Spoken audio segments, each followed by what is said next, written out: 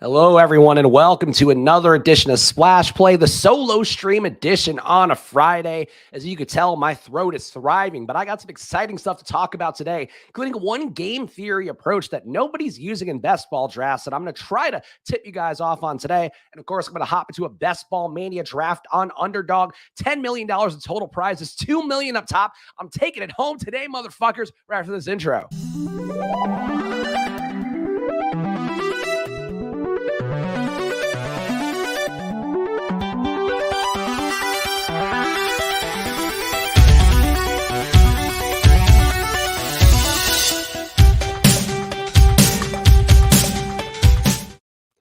Hello, everyone, and welcome to another edition of Splash Play, the fantasy football podcast for every game under the sun. And once again, I'm Chris Spags, joined by nobody because it is me all alone on a Friday here, trying to give you guys the good news. But first of all, make sure you are hitting that like button if you are watching live or after the fact. It does help me out a bunch here as we're trying to build up the Splash Play channel. And of course, subscribe. I do see we got lucky 777 subscribers on the channel right now. And as a gambler, I feel like that seems like bad juju to ask you guys to ruin that number, but we got to get to 1,000. Like, that's really the main goal, is getting to 1,000 subs.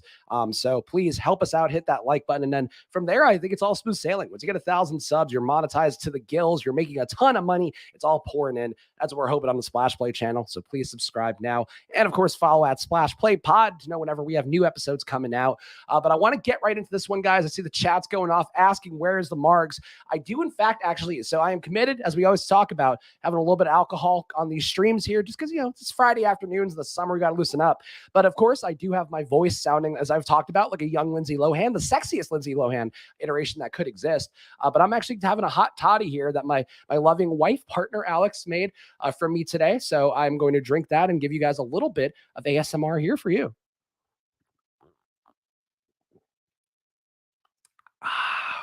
So that's tea. That's a little bit of honey. That's a little bit of whiskey. And she actually made me a separate companion glass as well, too. I guess if I did want to lock in for 3 hours again today, I don't think that's going to happen. But I am going to do at least one Best Ball Mania draft, probably two. Let's get to the thing that is in the, actually, let me pull up the chat first to make sure that I'm acknowledging you guys appropriately, like the Roman Reigns as you all are. Let's see. We got Taylor saying just subscribed. Thank you, Taylor. We do shows, of course, Pete and I every Monday and Thursday, 2:30 Eastern. Though this Monday, actually, we're going to be doing it during the Best Ball breakfast stream because of Pete having some schedule snafus. I think he's heading to New York. So we're going to do Splash Play during the Best Ball breakfast time at 10 a.m., I think, on Pete's channel on Monday. So go check that out then. But normally, Splash Play Monday, Thursday, 2:30. And then my solo streams Friday at 2:30. So hang out with us for that. Bolick, of course, manages to compare himself to Lindsay Lohan. Yes, I mean, lacking, I guess, a little bit in this department, but overall, I think I bring some Lindsay Lohan chain-smoking throat vibes to the channel right now. And thank you, Brandon, saying sexy voice today. I appreciate that. How young is young? 18 years old, Alex. See the version Lindsay Lohan we're talking about, the one playing Hermione on SNL, I think is one we're going into. But of course, if you're clicking this video, it might be because of the sick thumbnail. And honestly, actually, if I were smart enough, I would have pulled it up in advance. But the thumbnail of me shrugging here, you could see on that monitor back there. That's how committed I am to the bit of A, trying to get some views up on this channel, but B, whoring myself out for thumbnails because I want those clicks. And I also, quite frankly, want to show Pete that I'm better at it than he is. He's obviously got all the views. He's been doing all the hard work, building an audience, building a community and all that. For me, I just want to get sweet YouTube reciprocal fractions of spotlight for myself. So that's what we're going with that. So that is the thumbnail. And I'm going to talk about what I think people need to do for themselves in every best ball draft. So let's pull it up here on the screen. I got some graphics for myself today because, again, the production levels here are the most important part. So let's get into it right away. The key strategies I think you need to win a draft. And this is something I've talked about on some of the shows recently, the concept of decision trees, the concept of leveraging against other plays. But really one thing that I think stands out to me as somebody who comes from a background in DFS. Obviously, I'm pretty adaptable. I know the sports betting stuff very well. I know this best ball stuff, trying to do the best I can to learn this space and actually add some value to what we talk about, whether it be on shows with Pete, some of the streams I'm doing. I do another Spike Week stream tonight for their Best Ball Royal Rumble. I want to not look like an idiot on stuff I do. Like if I would look like an idiot, it's because I'm wearing a stupid hat and going, hey, my motto, mamma mia. Also, the tie is on here. That's not appropriate Italian hat attire. Either way, the point for me is like, I care a lot about knowing what you're doing with this stuff. So I want you guys to think more about some of the things you learned from other parts of what you've done in betting, other competitions you've done where you are playing in these large field tournaments. To me, this is the one thing that the people don't think about enough in best ball. And obviously, ADP is going to be your guidepost, the average draft position that you're having in every draft. That's what the field is doing. You know that. But before you go into any draft, you need to think about overall every draft over and over again. What is the field doing that you're not doing? Or what is the field doing that you are doing? And then start to work backwards off of that. So that's why I have Jonathan Taylor here as the example. Let's say you are taking Jonathan Taylor at the 101, as is going to be the case in pretty much every league, whether it be a best ball draft. I mean, maybe not dynasty, season-long drafts, you're probably also getting Taylor at the 101. That's what the field's doing. So at that point, if you don't have Taylor at the 101, how are you going along with that? What are your bets that you're making alongside that? And that's where you can start to dig into this a little bit more. How does that chalk choice fail? So with the Jonathan Taylor example, what goes wrong for him to not pay off that 101 spot? He runs bad. He doesn't have the touchdowns. He ends up being a 3 yards and falling down kind of plotter guy that perhaps there's some profiles for him to go to. But I think that's, that's sort of where you need to start to think about this is, people always assume that the popular outcome is going to be the one that works out. People assume the chalk's going to win. Boston, I think, was the favorite for the NBA title for a while. We saw how that goes with Steph winning the title yesterday, Golden State winning that title. That's the kind of thing you need to think about here is that the public's wrong a lot. And ultimately, these are all probability-based games. Any bet you make is still just a probability saying that, hey, that we think this is, as a sports book, we think this is going to happen 70% of the time. And we think this other outcome is going to happen 30% of the time. And then, the best value you have for yourself is kind of knowing that and then playing it accordingly. So if the entire industry is thinking that this guy is such a home run, we got to get him, we got to take him in this spot, how does that go wrong? Because that's where you really start to pull the levers the other way, where you get that inverse relationship with your lineups. And that's a DFS thing. It's honestly hard for me to do sometimes in DFS, especially with NBA, which I talk about a lot on these shows. Like, I love NBA DFS. It's my favorite sport to play overall. Very time consuming though, very difficult one, but it is one where like the best plays in the NBA often do come through. That said, some nights there's, a guy filled in like Christian Wood got traded, but he was a Rocket center. His backup, the rookie Alperen Sengun, good rookie, came in with a strong profile. Numbers look really good from an analytic level. But when Christian Wood is out, that Sengun's going to be pretty highly owned because he's been pretty productive. Christian Wood's been out. So then if that's the case that people are going towards, how do you get different from that spot? Like, what is going to go wrong with Sengun, or how is he not going to be as valuable? And that's kind of the tournament thought that I think we're scratching the surface on with some of the week 17 correlations. But it's kind of like I've been beating the drum of a little bit on some of these streams lately, is that if you're going to go full DFS, like use full DFS philosophy. And I think trying to pin your lineups to other people failing, especially when they don't line up for the ADPs that you have, that to me just seems like a smart approach that not enough people are doing. Is there someone who benefits if the chalk fails? So this to me is another big part of it, where I've talked a little bit about how I have a good amount of Nyheim Hines in all my exposures so far, just because A, he kind of fits the zero RB build, but B, there's a really obvious pathway to how he is successful and how he leverages against the fact that everybody's taking Jonathan Taylor at the 101 spot. If you get Nyheim Hines, there's a chance that he just gets some more pass game touchdowns. There's a chance that he benefits because Jonathan Taylor gets hurt. There's a chance that Nyheim Hines, who gets drafted pretty highly, maybe he fails too. So now we're talking about the second level, the 4D chess of it all, I suppose. But like, if Jonathan Taylor fails and Nyheim Hines fails, like, what does that mean? That means the Colts probably weren't that good, or it means that those guys both got hurt, something weird happened, and then Phillip Lindsay or Tyson Williams ended up being the bell cow back and kind of prop this team up. It's also possible that the Colts, new QB and Matt Ryan, maybe a little more belief in him from the coaching staff. Maybe they pass more. Like, maybe they rely on Michael Pittman more in the red zone. Maybe they rely on Mo Alley Cox or the rookie that they got this year, whose name escapes me offhand, but I did. Jelani Woods, I think. Jelani Woods sounds right. There's a lot of ways that the Colts can score differently or just do different things or end up in different game scripts. And I think that's where you're trying to think about who benefits if the common conception, if the common chalk thought fails. And that's a big part to me of best ball, where you can directly kind of see as the board develops in front of you, this went wrong or this went this way, or you made a choice too. Like, you didn't take Jamar Chase, then you should probably consider taking T. Higgins, or consider fading the Bengals entirely, maybe because you think that they're going to be bad. Maybe Joe Burrow gets hurt. Maybe they have one of those cursed seasons that would fit Cincinnati's kind of historical narrative. But that's what you need to think about here, is not just thinking about the likelihood of success here and the plays that we all know are good on paper, but how does that, 70% of the time that works out, how do you get the 30% right? Because if you do get that right and everybody else, the 70% is going the other way, like, you're going to then pop up above the field in a big way. I think that's a really important part of what you're trying to do. Got some people in the chat saying Eoin. I don't know if I said your name right. Ian, maybe. Maybe it's a European version of Ian. I don't know. Either way, Alec Pierce, that's another way too. Like to me, that's more of a way that Michael Pittman maybe fails, that Alec Pierce actually is that fractional market share of Cooper Kupp. And he certainly looks the part being a lanky white guy, but he's fast and he's a decent route runner. And he's shown, I think, some flashes so far, both in the combine as well as in camp. So like, that's, I think what you're thinking about is, it's just more the direct correlation. Like there's only so many points to go around, only so many yards to go around, only so many targets to go around. So if one guy has less, the other guy's going to have more. And that's just kind of the way it goes.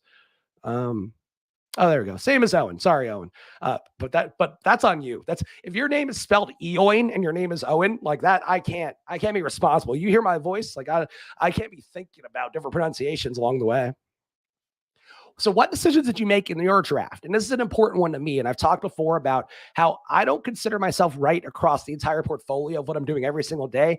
I consider myself right in the drafts that I'm doing time and time again. So it's like if I'm doing a multi-table, I will sometimes kind of blend those together where maybe I got Jamar Chase in one draft, I take T. Higgins in the other. If I know I'm not going to get that full Cincinnati stack, that to me is the kind of leverage I make. But it's also, like ultimately thinking about, hey, if you made this choice in this round, you passed up Ken Walker, that probably means that you think that Rashad Penny is going to be the guy, or it means that you think that the Seattle Seahawks are just not going to be good, which an insane thought. I think we all know that, but it is still a thought that people have. I could try to walk you guys a straight and narrow as much as possible, but if you think the Seahawks are going to be bad, that's your failing. That's not mine. But that's sort of the point, though, is like if you don't take Ken Walker, you're saying, hey, something was wrong with Ken Walker, or something's going to be wrong with Ken Walker. So what's wrong with him then? And that's the kind of thing that I think you need to think about more. All right. Number 5. So you drafted like you're right. And this is, again, another big part of what I'm talking about here, where I was on the stream with with Liam yesterday. And I think that was something that was informative to me to hear the way that Liam's brain works. Liam Murphy, of course, the Best Ball Mania 2 winner who picked up $1 million. And I was curious to ask him some questions when we did that stream as part of his 8-hour draftathon to celebrate the day that he did win his $1 million or drafted his $1 million winning team.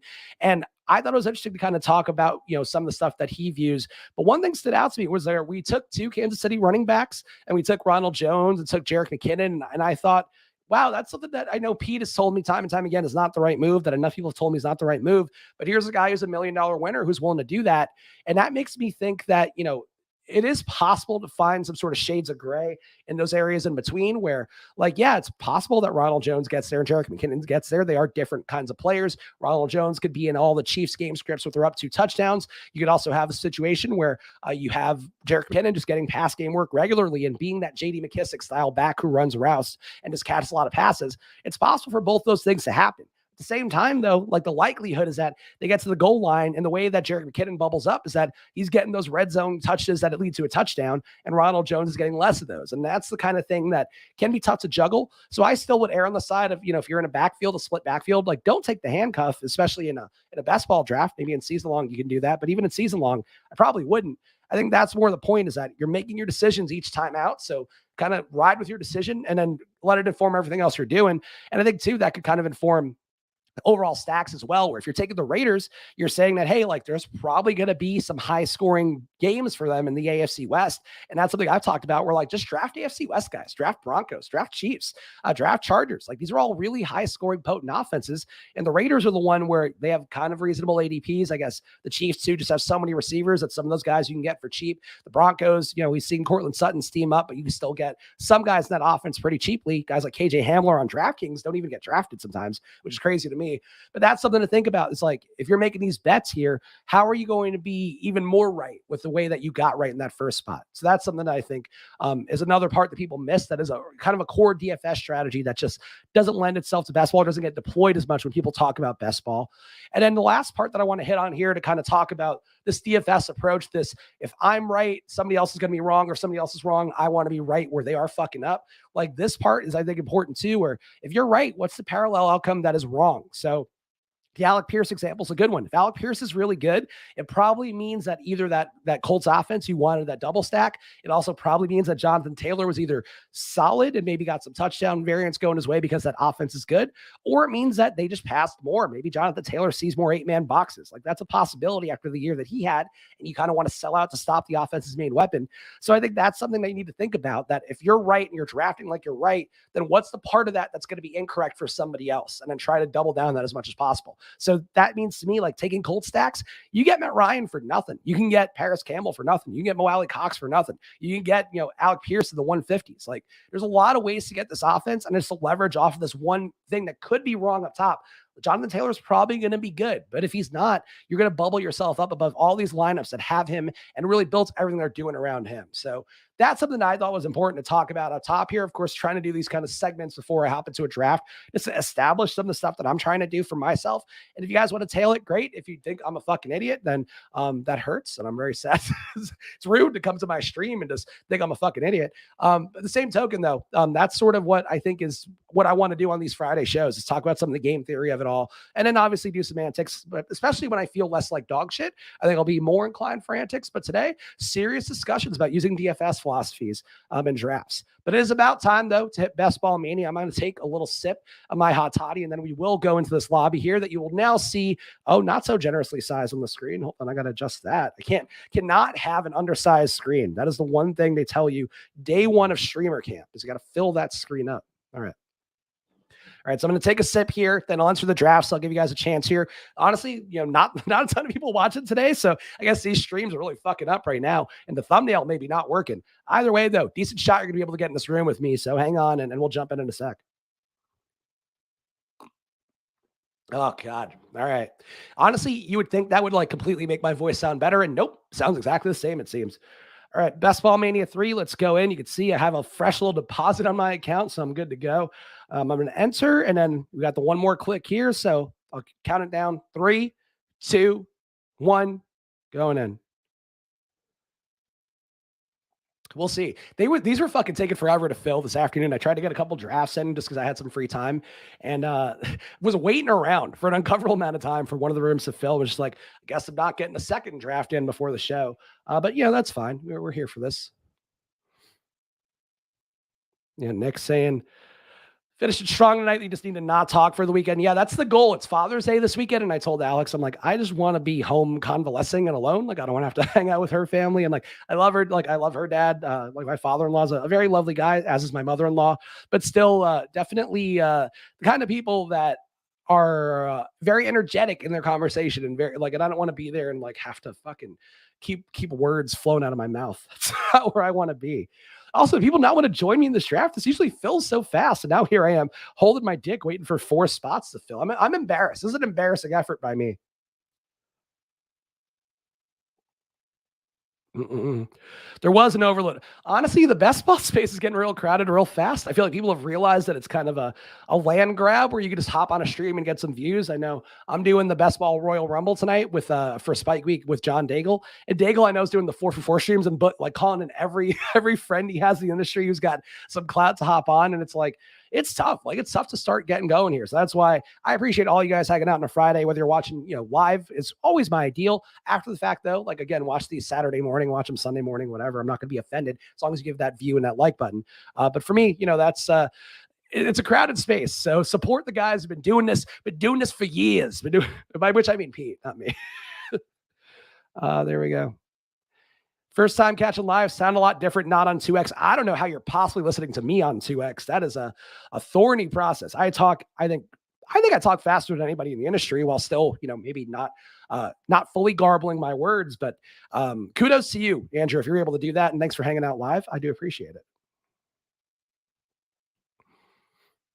All right, Dobby's coming in. Dobby's a sharp drafter is what I would say. Dobby, we saw that yesterday, I think, on one of the drafts I did.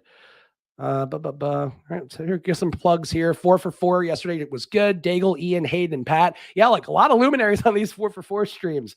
I don't know if how their numbers are doing. I don't track stuff that closely, but I hope so. Daigle's a great guy. He's got a lot of friends in the industry for a very good reason. I'm going to fucking rip his ass tonight in that Royal Rumble. I'll tell you what, you got to come in and talk shit, apparently, is like the premise. We're doing full pro wrestling mode. So this voice is going to really lend itself well. But I'm going to make my throat bleed doing Macho Man impressions, I'm pretty sure. All right, so we got this decision tree here. So if I take Jonathan Taylor, he just fell to me. I don't trust this room. We got Sam from FTN up there.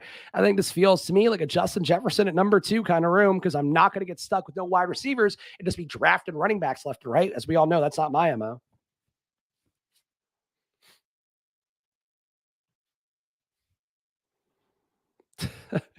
Anthony's saying, I'm sick of being at the end of the draft. Need some of that influencer 101 cloud. As we saw last Friday's stream, I personally hate the 101 spot, because then you're really kind of roped into a hyper fragile build, especially in some of these sharper rooms, or what I would dub a sharper room that's going wide receiver heavy.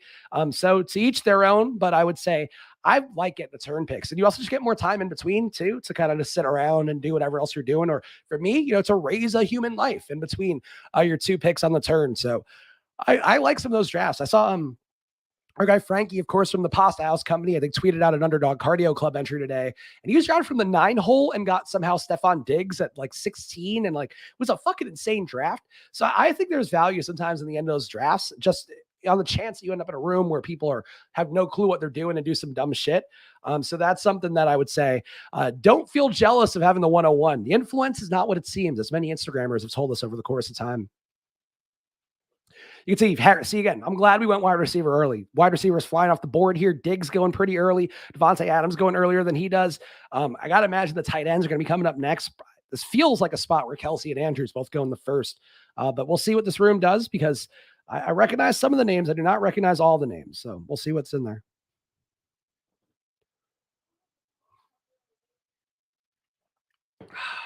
Oh, man. Whiskey and tea. Oh man, I forgot the Spike Week Royal Rumble draft is tonight. Willis said, yes, we already have entered that room. I think we're waiting on Buy and 4 is going to be the last one to enter that one. So it'll actually start then on time, or at the correct time. But that's 8 p.m. on the Spike Week channel. So go check those guys out. And yeah, I mean, subscribe to this channel first. Like, if you're not doing that, then do that part first, but then go subscribe to Spike Week and give them a shot as well. All right, see the draft here. Receivers again flying. So no tight end in the first round. That is surprising to me. Somebody's going to get some values here with Kelsey and Andrews. There we go. Kelsey going at the turn. I have not seen that, I think, in a single draft. I don't think I've seen Kelsey go that late. Like, not once. That's surprising to me, but good for Dobby. Yeah. I mean, Dobby didn't reach at receiver. He got Najee Harris, probably a little bit behind ADP. Got Travis Kelsey in the second round. That's a nice start for Dobby if you do want to take a running back in the first round. So good job by Dobby.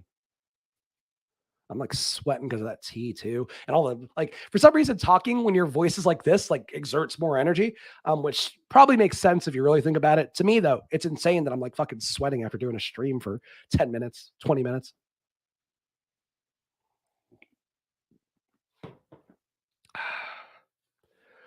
Please keep taking running backs. Everybody spam running backs. Oh, there goes Short Gamer, gets Mark Andrews and Devontae Adams. Nice start for him.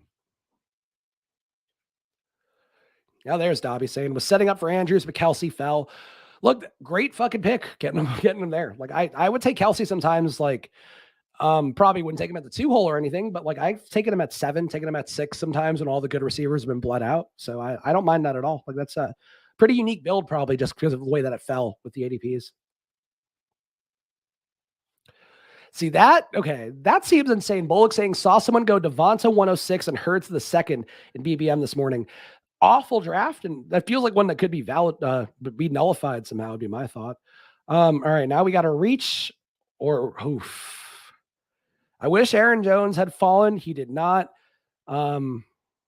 Well, you know what? You guys aren't going to fucking get me. I'm reaching for Mike Williams ahead of ADP just because I'm not going to get scooped. They're not going to be forcing this running back bullshit. I don't want these running backs, guys, as I've talked about time and time again. Last week, I was doing the impression of me lecturing poor, sweet little Luca about how he can't draft running backs. We don't draft running backs in this house in the first round. That's just one of the rules we have as a family. All right, so my next pick is going to be, is something I like to do sometimes just to see if there's a chance of me getting Kittle and Waller on the back end, and I don't think I will, so I'm going to take Kyle Pitts here. No, yeah, I would have honestly, you could talk, you know, take one of the running backs here. Saquon Barkley, we actually had a pretty interesting Football Outsiders piece today talking about some of the reports about him running more routes and stuff. And apparently that's been something the Giants have said literally verbatim for the last 3 years or 4 years in camp, is that Saquon's going to run more routes. We're using him for this. And then, you know, the coaching staff before was also pretty bad. Like Joe Judge was, I think, objectively not a good coach. And I do think the Bills guys coming in, both the front office and the coaching staff, like I think they're going to actually use guys more intelligently and give guys a shot. But I find it hard to buy into Saquon, man. Like just so many injuries, and this team is heavy on running back. You got to think he's going to go hyper fragile here. DJ Saber. Sorry, it's a little hard to see the size of the screen because of it being all shrunky dunky to get it nice on the camera. But yeah, shrunky dunky. By the way, that's an awful phrase. Why did I say? Pete's coming up with fucking gold like value house, and I'm saying shrunky dunky. Fucking kill me, man. Either way, though, yeah, if this guy drafts another running back before round fucking 15, I'm going to be deeply upset with DJ Sabers. Yeah, Will saying Team 3 must be a counselor fan. Yeah. Look, there's a lot of people, man, who still love running backs. And that's something too. Like, yeah, we talk a lot about the meta strategies, like the week 17 correlations and all that. The Pete's obviously been beating the drum of as hard as anybody. I'm talking today about the DFS strategies and all that up top that I think can add some value to what you're trying to do in best ball. Like, but there are people who are just like, yeah, running backs, right? You love running backs. Running backs are the best in fantasy. And it's like, they are not doing any sort of legwork on what's, you know, challenging your thought, thinking a little bit differently. So that's something that I think is an edge to exploit. I would say even in best ball, Mania and puppies a million times more, because people are doing batshit insane things in the puppy drafts. So this is a $5 entry as opposed to the $25. But in best ball Mania, you know, like you really are still seeing people do some unconventional things and things that I would say are probably minus EV. But we'll see. You know, if DJ Sabers doesn't take another running back for a while, like he's probably fine. He's probably well positioned there with McCaffrey going a little bit later, gets Aaron Jones. If Barkley is worthwhile, like there's some ways that can work out. But don't add more bad capital after. Like, don't keep taking running backs. Like, that's the thing that if you are new to this and you're seeing like, oh, these guys are having fun. Like, I've said it time and time again, like best ball to me is a shitload of fun. I think it's worth doing. It's a fun background activity to do. Like fucking take a dump and well, I guess you shouldn't be doing. If you're taking an hour-long dump, generally you might want to go to a doctor. It would be my thought. But you're taking a dump and do a best ball draft. Like that's fun. You start it beforehand, then go take your dump.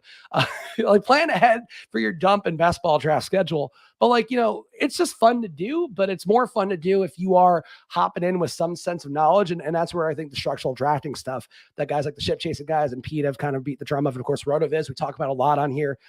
Like doing that is really important. And I think, you know, even if you are having fun doing it, like try to do it in an intelligent way. Cause I just think the field's not sharp enough. And if you do it in an intelligent way, you actually have a shot to win, would be how I feel about it. Oh, you're Bowley saying that rookie and sophomore can be done in a dumb session. I got to tell you, I'm not into the rookie and sophomore thing. Like pre-draft, I thought it was fun. Now I don't see the point. Like I have to really save the bandwidth I have, not financially, just like the actual like mental bandwidth of doing these drafts. And I got to start banging out best ball medias. And I know there's going to be another puppy or two like that I'm going to have to max out too. And I would like to continue to hammer on DraftKings because some of those teams are absolutely fucking insane on there as well in terms of just really bad strategy, not the best approaches. But rookie and sophomores, like I appreciate them doing something different. I know one of our regulars, Phil B, had tweeted at me yesterday after we did the old guys draft that like he's been petitioning Underdog to do like a boomer draft, like all the older guys. And then I think Rudman said that there were no running backs who would qualify and be useful past, I think, probably even one round. So that's, you know, why there isn't an old guy draft. But any of these like sub drafts, like I kind of don't need the gimmickry at this point is how I feel about it. All right, I'm on the clock here. All right, let's see what we're going to do. So I could have gotten Kittle. I took that risk. Didn't work out. Could take QB here, but I feel like I've been taking a lot of Herbert, and I don't find that to be my ideal. I'm going to reach for Bateman.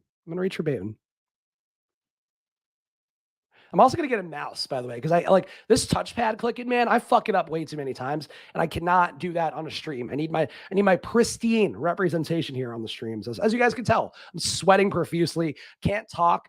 So I really care a lot about how I come across on general YouTube content. Willis saying just take Kittle anyway, bully tight end for the win.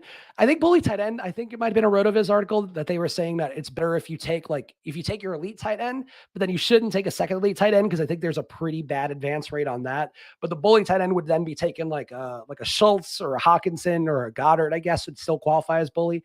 So that's what I think a little more of my inclination would be. All right. And then all these guys fell back to me. Kind of feels like Breece Hall. I like anchor RB Breece Hall. Man, if Herbert had fallen back, that would have been pretty nice. I would have taken Herbert there, but I've reached on Herbert enough, and I really try to take QBs in that 6th round to 13th round range that we've talked about in previous streams. So that's my general goal of what I'm trying to abide by. And on shows, I'm reaching for Herbert all the fucking time, so I'm cursing too much for a guy, especially for a guy who's so sick. I should be angelic in the hopes that our Lord and Savior will help it heal my throat. But based on how Catholic churches have gone, probably be the opposite. I guess they could coat my throat. If you thought I was going to get some inappropriate jokes out because I'm sick, Catholic priest coating my throat joke right here. Not even the 6th round. We're already getting wild. Also, almost done with this one. So thank God for Alex making 2 of these. All right, let's check the Matt saying Jesus throat juice. I think that's what Michael Jackson called it too. And then Bullock bonking me. Yeah, look, I don't have the bonk sounder on here. Otherwise, I would absolutely take it. Sean saying, who's my favorite player at their ADP? It's probably Tyler Algier, just because I think over $700 invested in him currently, based on my exposures on Underdog so far. But I think that's a hard question to kind of answer out of pocket. The guy, honestly, the correct answer for that is whoever has fallen the most. Like that's probably, especially if there isn't like a justifiable reason why that fall is, like that should be your favorite player at ADP. And I know it's like a non-answer, but like actually that is sort of what it should be, is like if a guy's fallen, like I took James Robinson today, he was, and this is on Underdog, and Underdog is sharp. Like I would say objectively much sharper than DraftKings. And like, he's 165 ADP and he wasn't going until 205. And I'm like, I'm just going to take James Robinson because like, I don't see why I wouldn't. He didn't really correlate with anything, but at that point it's like, why would you not take him? So the followers are always guys I'm going to have more of an interest in. Nick had a good chat here. Nick said, no idea if this is optimal or not, but I do most of my hyper fragile builds on DK. The wide receiver dead zone on Underdog is just too early now to take no wide receivers through 3 rounds. However, in DK, you get way better value. DK rooms are the Wild West. Like I have not seen a consistent theme to a lot of them other than QBs really will go on big runs and just be gone and you'll have nothing. So that's the one observation I have on there. But look, I think trying different things out, as long as you're still in those kind of fundamental structures that work, like a hyper fragile, like an anchor, like a 0 RB, I think that's fine. But just to me, always try to take that elite tight end is always going to be what I'm aspiring to. So I'm leaking fluid from my nose, leaking priest juice from my nose. Best ball moderate asking, am I worried about Breece? The Jets will be dogs in every game. So the Jets, this is actually an article that we had on Football Outsiders today. The Jets have gotten steamed up a lot for their NFL futures. They were plus 20,000 to start to win the title, and now they're plus 13,000. And you see in Underdog drafts too that people do really take Zach Wilson, or at least there's a stretch where they're taking Zach Wilson really aggressively. I like the Jets. I also, as I've talked about, I do like that Seattle Jets Week 17 game. I think it could be an interesting one that people are just mocking left and right. And at that point, if people are just making fun of something as like kind of meme content, just saying the same things everybody else says, I'm willing to take a flyer there just in hopes that it works out. But like, there's really clean stacks, really nice talent. And like the Jets, to me, like they've invested the capital in offense that they should be interesting in fantasy. Like I like Michael Carter. Breece Hall to me just grades out really well. Like the comp on Player Profiler is Jonathan Taylor for him. He had, I think, 90th percentile workload in terms of what he did at Iowa State. So there's a lot of things that are positive for Breece Hall. And frankly, if the Jets are bad, they're probably just going to want to run out the clock of the season anyway. And that means Breece Hall just gets fed because that's kind of what shitty teams do sometimes. So they give a couple outs for Breece Hall, but like, I get why, generally I do think people say like, you should be making bets on teams that are going to be good just because good teams score more points. Good teams have more competitive games. Good teams are in it till the end of the season. So, by that metric, the Jets probably aren't good, but there is some people steaming them up and making bets on them. And I think the takeaway from the Football Outsiders article from Mike Tanier today was that the Jets have been steamed up like a lot because like they are the most bet on overall. And it could be because New York has legal sports betting, but like they have volume wise, like some of the most people betting on them, like not money wise, not like the sharps are kind of putting money on the Jets, but as a collective, I guess New York really wants the Jets to be good. There he goes. Sean Siegel, of course, of Rotoviz, the godfather of Zero RB, saying that he compares favorably to Adrian Peterson. He compares favorably to a lot of quality backs. So I have no issue with Breece Hall. And I think he was a nice value. Like Michael Carter, I think is too small to carry the workload. So to me, like I said it on the ship chasing show, like I did call that pick with Breece Hall. Like Breece Hall's the Thunder and then Michael Carter's the Lightning. And I think that could be pretty unique with the receivers they have, with Zach Wilson hopefully getting better. And Zach Wilson to me in college, like graded out as a guy who should be good because he throws deep balls. He's got decent accuracy on deep balls, but he didn't show it last year, I think, other than one game. So, if you want to take that leap of faith with me, I have some Zach Wilson. I'll continue to have some. I definitely have a lot of those that talked about that week 17 game with the Jets in Seattle. So I think it's worth stabs, but probably not going crazy about. Breece just turned 21 in May. He's younger than me. I think Bullock might be dyslexic. I think he thinks Breece Hall's 12, I suppose. So that's because Bullock, of course, a literal child here in the draft room. All right, I'm coming up next. All right, what do we do here? Do we have any correlations? Do we have any Pittsburgh guys? We have an Arizona guy. Do we want to take DeAndre Hopkins? Do you want to take a QB? No correlations there. I guess we might be. Boy, all right. I don't know if I love this spot. I'm going to take DeAndre Hopkins. I don't feel the most comfortable with it. I'm not the biggest Hopkins believer, but the Pitts correlation there for week 17 is a little bit too easy to pass up for right now. So we'll do it that way.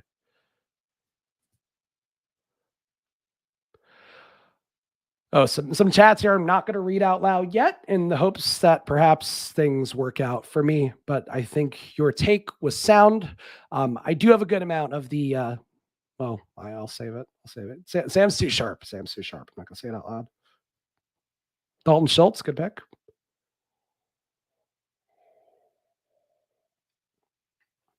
Oh, God. One day my voice is going to be normal again, and that's going to be great. It's going to be a fun time. I'm going to be talking left and right and be like, ooh, it's so nice to be able to talk again. All right, cool. Sam did not take A.J. Dillon. I actually missed that. I missed that correlation start. But I do think A.J. Dillon's a great pick here and obviously does correlate with Justin Jefferson. So we got two nice week 17 correlations there. DeAndre Hopkins will be back, hopefully back on the roids. Hopefully he's on the cream and the clear by the time he gets back in there for that game against Atlanta. And then we also have the correlation there between Green Bay and Minnesota, which for week 1 is a matchup that has an over 50-point total right now from Vegas. So assuming that things trend well for week 17, could be there again.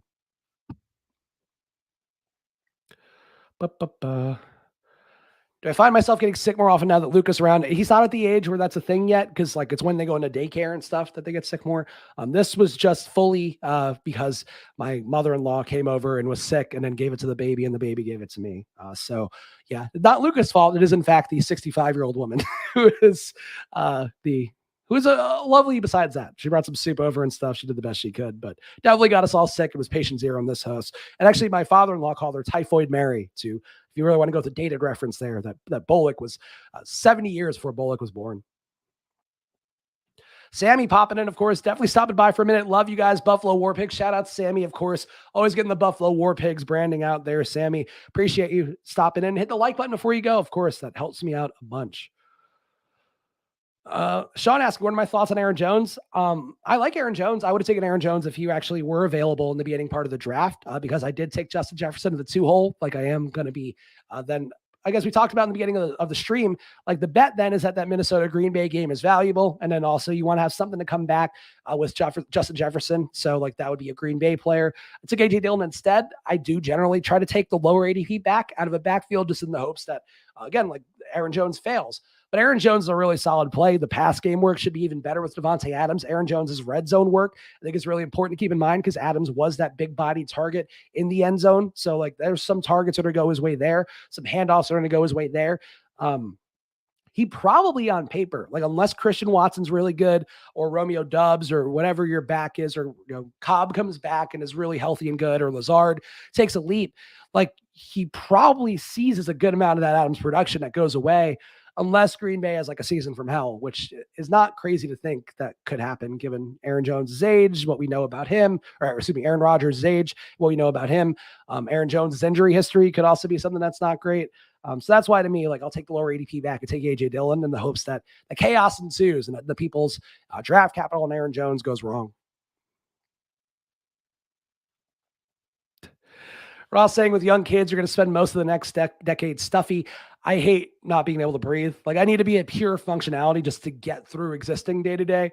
So the fact that this is a problem that I am going to have to deal with for myself. Nick's team, Amari Rodgers, best shape of his life. We know that for a fact. And again, another guy, like just really a testament to that Green Bay stack, I think is one that's undervalued just because there's so many different configurations you can get to. And like, just don't take Watson early and then you can have your pick of the litter and get like, what if it's Dubs and Amari Rodgers and those guys are like fantastic. Those guys are both going in the 18th round or not getting drafted. Like, so that's a really cheap stack you can get. And honestly, it might be one that I end up on. Depending on how this room shakes out, because I do need a QB at some point. We can see my team here. So a little bit less wide receiver heavy than I would have liked, to be honest, but you got to take what the room gives you, I think. So that's what I'm going with here. But I got Justin Jefferson, Mike Williams, Rashad Bateman, DeAndre Hopkins. Theoretically, all these guys feel to me like wide receiver ones or wide receiver twos. So that's a positive. But Hopkins, I just hate taking Hopkins, honestly. I hate missing half the season for a guy and then hoping that he comes back later and is worth it. Especially an older guy now. He is over 30, as we talked about on the last stream, but yeah, that's neither here nor there, I suppose. All right. Okay, we could take a Seattle guy for my Jets bring back. So that's perfect. Tyler Lockett, come on down.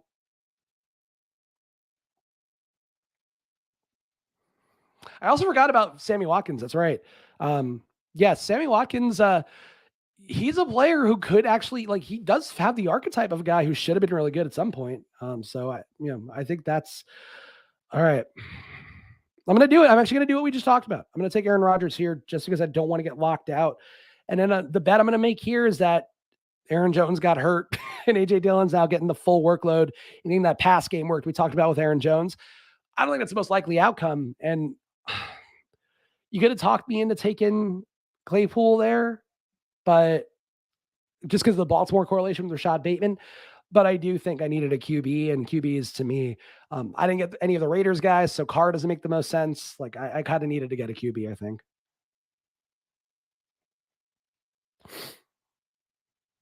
I also just hate to, like, I care a lot about the quality of my broadcasting. Like, it might not seem like it when you watch these shows and some of the effort that goes in. But like, I care about sounding good and having the shows kind of flow and have like a nice cadence, and you guys hear it, and it's like, oh, this is like, this is a good time. I hate that I'm putting shows out that sound like this. Like, I hate that this is this is what I'm giving to you guys. Me sniffling and me going, like sounding like a fucking mummy noise. Right,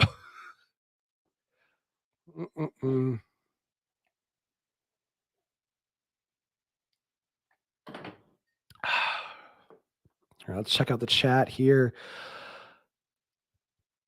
Owen, not Eoin, asking, do I do zero RB in redraft leagues? I don't do redraft leagues. I honestly am only doing one dynasty league this year, and that's it for me.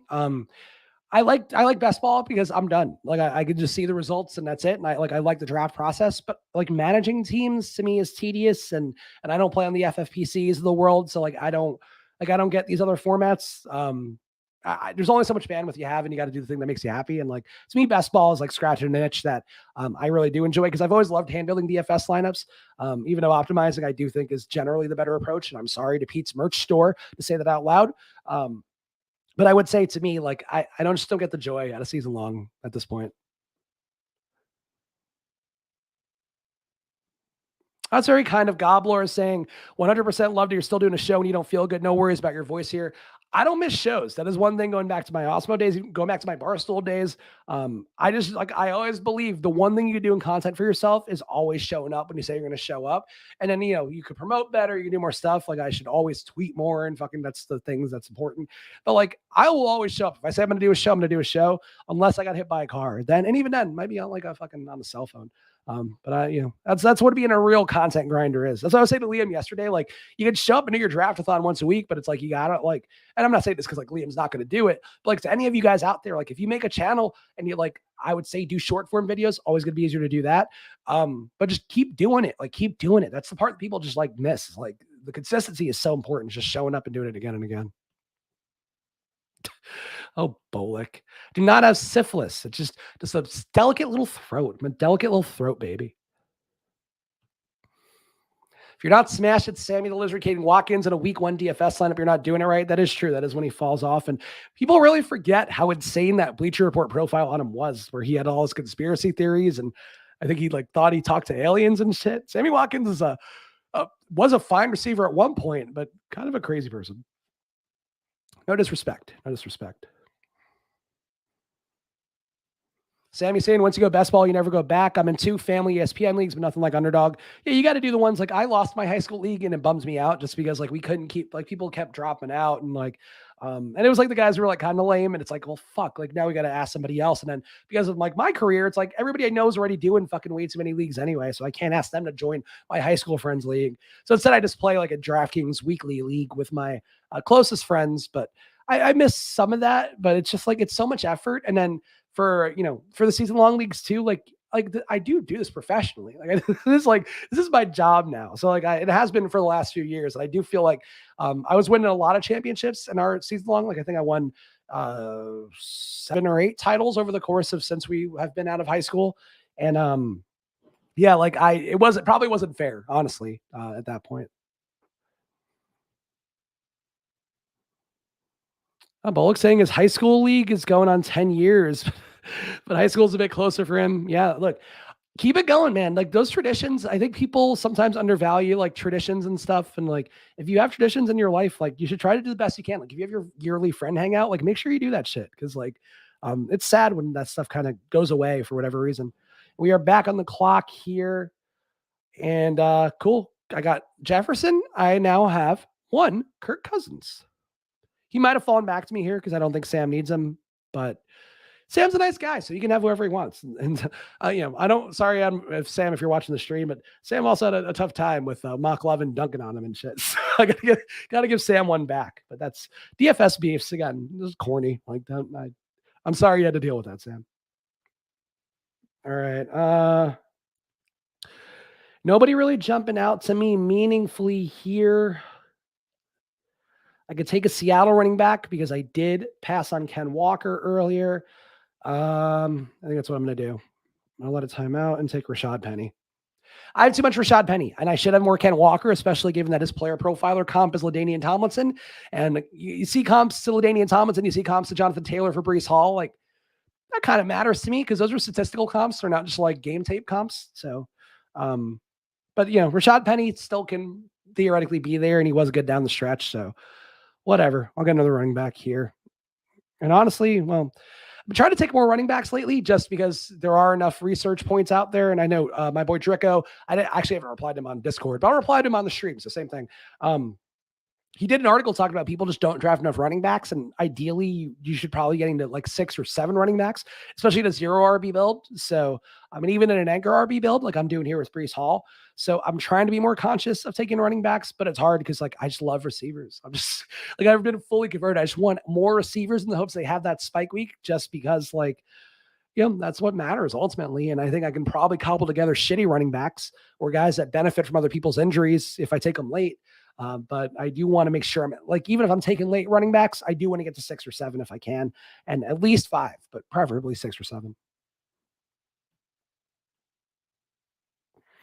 Let's see the board going here. Jacoby Myers, Jamison Williams, very strong mid-tier guys, very strong mid-tier guys. Ooh, this one's hot. Oh, this one's hot. This one's hot and very bourbony. So we're crushing it right now. Ooh. Hey, shout out to all the live draft guys. I think this is fun. Bullock saying to get together Labor Day weekend, make it a big Airbnb and party. That's fun. Again, just make sure it keeps happening because at a certain point in your life, like people are going to have families and shit, and it can be tough. But I think if you prioritize it, that's what matters. Sean thinks that Penny's going to be the number 1. I hope you're right, Sean. I think that he does. Like he is the guy who finished the season strong. They do have draft capital invested in him too. But it's tough when they take Kenneth Walker that high. Like I think what's more likely is these both guys get 10 to 15 touches a game, like at least a start. And then you hope that you end up with the one who ends up healthier or ends up more productive or runs better on touchdowns. And that Seattle's good enough to justify that. But it's honestly possible that neither guy is great just because Drew Lock throws for 5,000 yards, all of which go to Tyler Lockett and DK Metcalf. So you got to weigh those things appropriately. But yeah, no, I think that Penny to me is very much justifiable. It's just Ken Walker does profile really well. Well, let's encourage people to go to FFPC in Vegas the 7th through the 10th. So if you want to go, is Willis going to that? I presume you must be, right? That's like what the ship chasing guys do, right? I don't get the invites to those. They just, I show up to streams, drop brilliance. They don't ask Spags to throw in some money and join some. Man, I honestly I wouldn't do it anyway. I like it seems like fun. I don't need to do things in person. Like I would go to an event, like I would go to a hangout thing. I don't need to do live drafts. I don't think. The board would be fun. Like being able to touch a board and put like players' names on a board, that'd be fun.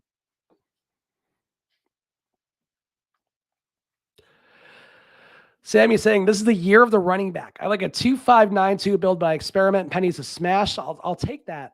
I don't think it's the year of the running back. I think if anything, running backs are getting marginalized more than ever. The fact that receivers are getting the fattest contracts ever, like the league is pushing a certain way. And I think really the important thing with the league is always remember where's the money and where's the draft capital going? And that was heavy at receiver. So I think there's enough trends that back it out. The Bengals rise too. Like receivers give you volatility, running backs give you a floor. And it's like, it is like a DFS thing too. Cause that's like that's what it is a DFS. Like running backs give you the floor and wide receivers, like you want them in the flex because they're going to spike the upside. But I think the NFL teams are starting to align with that more. And I do think the reality of football is starting to mesh more with the fantasy part of football. And that's always been one of my pet theories anyway, is that like people in sports leagues have always been so dismissive of fantasy and shit. But like fantasy is very informative for who's actually going to be good and who's not. And I think especially in basketball, because it's like in basketball, it's like, what are you doing per minute on the floor? Oh, you're getting a rebound, you're getting an assist, you're getting a block, getting a rebound. Those could be empty calorie stats, but if you're on a good team and you have a good shooting percentage and you also have like 1.5 fantasy points per minute, you're probably a very good real life player. So I think that's something that I don't think it's the year of the running back. I think running backs have the shittiest job in sports. Talk more about that in a sec. All right. So I could have taken Jonathan Taylor early, and instead I'm going to take Nyheim Hines here. Going heavier on running back than I would like, but I'm going to have to mill for some receivers a little bit later on, but that's fine. I mean, look, you can see my running backs were all guys that are the lower ADP backs trying to profit off of somebody else failing. And so should I take KJ Osborne or should I wait for Irv Smith? That's a good question. Are there any other stacks I need to set up here? Or should I take Algier? I'm going to take Algier. I cannot stop taking Tyler Algier. I like KJ Osborne, but I think if I can get wait, is Irv gone? Oh, Irv's gone. Oh, fuck. I fucked that up then. How is Irv gone? Irv should not have been gone. Am I missing him? Hold on. When the fuck did they take Irv Smith? You monsters. Well, Willis, I think you're in luck because it seems like an Amir Smith-Marset day for me coming up because I did not get my double stack for Minnesota like an idiot, and then KJ Osborne goes right away. Oh, I'm upset about that one. That was stupid. I just didn't think Irv Smith would be gone. Like this feels, he went 137. What's his ADP usually? Okay, he went to rent free. No, I guess he's right at 80. Did Irv's ADP jump, but I didn't realize? I just thought he was lower than Hunter Henry. That's my bad. That was a brain fart. I'm embarrassed of what I brought to the table today.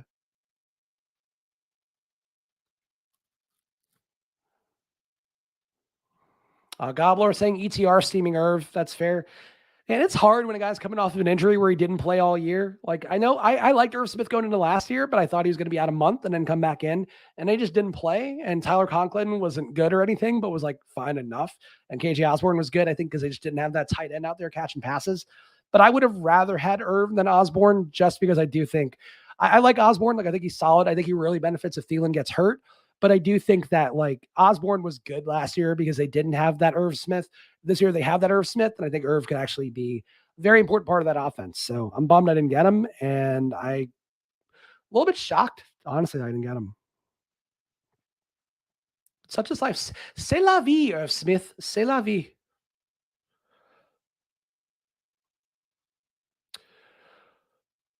Will is saying that's where Irv has always gone. I guess. Honestly, I don't take enough Irv Smith, so I could be wrong. But I like Irv. I now this price is going up, I don't think I'm going to get more of him for sure.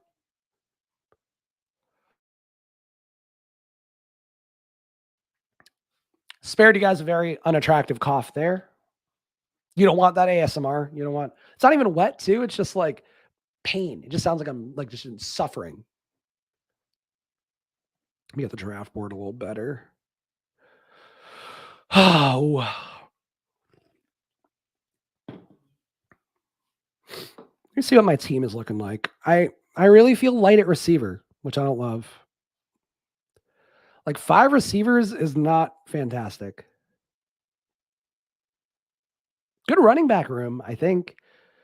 And QB is old and controversial, but I think they're both solid. Somebody had asked, I think it might have been Kevin Clark over at the Ringer, had asked like which quarterback would be most likely to leave for like the live golf equivalent of the NFL. Like if somebody like some Saudi league started up and they were like, yeah, like we're gonna, we're probably unethical by a little bit to do this, but like we have a lot of money, we're gonna pay you guys, who would go? And I think the common consensus was that it would be Aaron Rodgers and Kirk Cousins would be the first 2 guys to go in this NFL live golf situation. And they're both on my team, so team anti-cancel culture, I guess. These 2 guys. All right, I do have yep, okay. So I do have Bateman. I'm going to take Pickens here. So I got that week 17 correlation going. That's nice. Boy, tight end is drying up. Tight end is drying up. I don't think Sam's going to take one though. He's got his 2 already. Though that is a build that maybe you can get away with one more, but we'll see. See what he does. Okay, sweet. I'm going to take Noah Fant here. Oh shit! Actually, might be a Drew Lock day, ladies and gentlemen. We got 2 parts of the core Drew Lock stack: Tyler Lockett, Noah Fant. We got our Jets bring back with Breece Hall. Oh boy, this was not deliberate. Usually without DK Metcalf, it's not happening, but I think you guys are lucking out. You're locking out, in fact, because you might be on a Drew Lock stream. Or Geno Smith stream, I guess. I should honestly take a share of Geno at some point. Today's probably not the day, but be nice.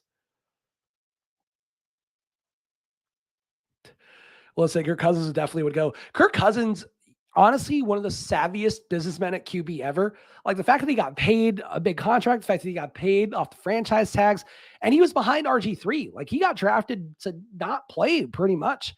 So like, yeah, he's certainly got some character things that I personally wouldn't believe or agree with.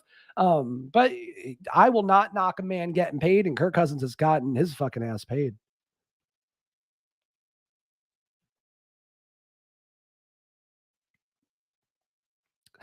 Bullock saying there better be a lock clip. I don't have the lock clip on this. It has to be uploaded, and also again the clip is a minute and 40 seconds, 50 seconds, so it'd be tough to pull it off, and I don't want to subject you guys to minute 40 long Drew Lock clips that also I think got that Peach stream demonetized. Got that one that we did where we had the Drew Lock clip competition. The Juvenile song got us demonetized. So I can't get in trouble. I want 1,000 subs. I want to be in YouTube jail before we finally hit the benchmark. Could you imagine if I got us fucking suspended? We're so close to 1,000 subs. I'd be so sad.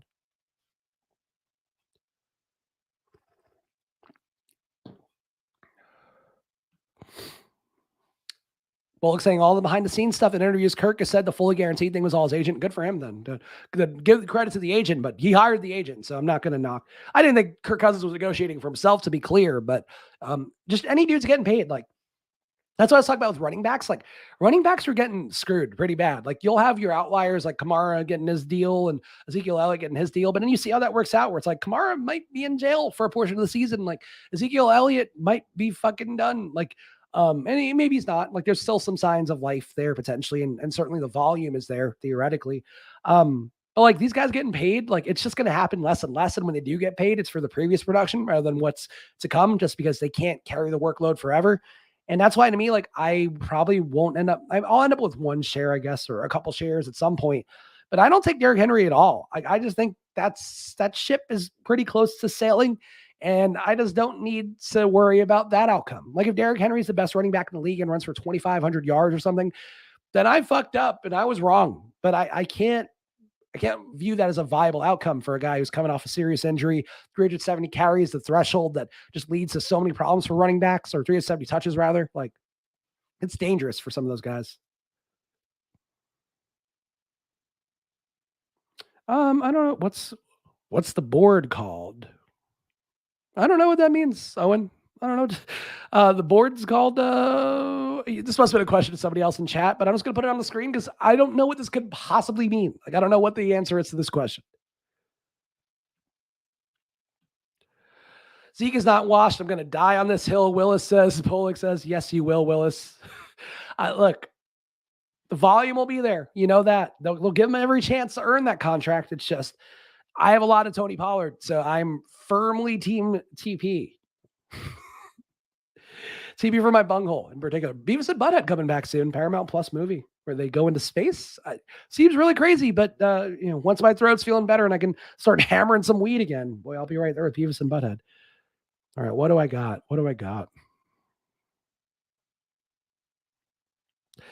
Should I take AJ Green to double down on the fact that I do have Atlanta, Arizona, and really no talent anywhere? Yeah, you know what? Let's do it. There's one other guy I could consider taking here, but let's see what Sam does, and then we'll go from there. Oh, here we go. The physical draft board. Yeah. The physical draft board, like to me, it's the one where you have like the felt things on the back and then you like stick it up on there. Like that's where the power lies. Also, am I like sweat? I feel sweaty, but thankfully I don't think my pits are like standing out. So that's good. That's professional streaming for you when you don't have your pits sweating too hard on camera. But like this fucking hot tea and whiskey shit and bourbon rather.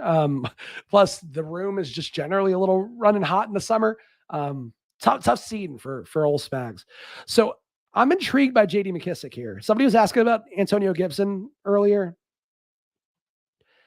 Let's see, I got 257, but I did go anchor RB. I'm just going to boost my RB floor a little with McKissick here.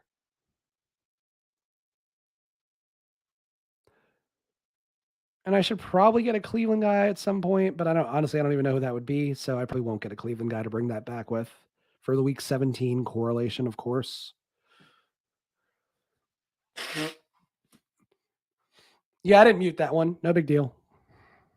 Hope you enjoy my snot sounds. The Sounds of Snot, my new jazz album. Could you imagine just fucking mucus jazz? Like the dogs barking jingle bells. That's my hot new album. Should I take AJ Green? The answer is always no. When you have Kyle Pitts, you need that bring back. I think we all know that. Any thoughts on the NBA draft next week? Matt asks. I think Paulo is probably my guy. I honestly haven't done enough diligence. Like what I normally like to do for the NBA draft, and I probably will do it before basketball season, or for NBA basketball season rather, is I like to look up all their sports reference stats and get a read on the guys who I think will port over the best of fantasy. So that to me means looking at usage rate, assist rate, rebound rate, and true shooting percentage. And if they have a high usage and a good assist rate and a good rebound rate, or any of really two of those three, and then they also have a true shooting percentage over 60%, like those are guys I'm like, you're going to be a star. And that doesn't fail me very often, is what I would say. It's obviously not true of everybody, but especially for just like pure scorers, guys who have that fantasy upside, and just guys who do things on the floor. Like that's what I care about. So we'll see. Joshua saying Zeke isn't washed. He's just kind of fat and slow. He got paid too early and he has too much fun. So I fully get that. Let's see. I'm trying to think. Should I do one more draft? Like this went by fast and I feel like I could do one more, mostly because I just need to draft more Best Ball Mania teams. Am I competing here for all of our friends out there who are watching every best ball stream in the industry? Am I competing with anybody streaming right now? Like that I should be like, should I do another draft, or is there somebody that starts at like 3:45 that I don't want to compete against and you're all going to leave? That's that's the main thing for me. Do you have Best Ball Mania coming out tonight, or about Best Ball Mania, Best Ball Royal Rumble rather, coming up tonight on Spike Week. So check them out. If you're a Splash Play subscriber, you'll probably enjoy their channel as well. So check that out. And we're always about showing the love to people in the space doing some cool stuff. Josh was saying do another top stat, saying 3 Best Ball Manias today. I probably have one more Best Ball Mania in me. I don't think I have 3, just because this voice is just going to get worse as it goes, I think. But I'll do one more. I think.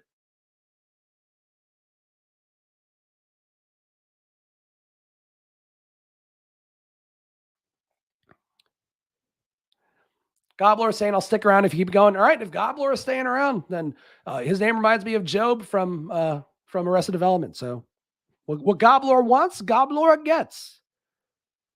4-4 is a USFL stream. Ugh. USFL really blew that shit. Team XFL, we're back on the XFL, fam.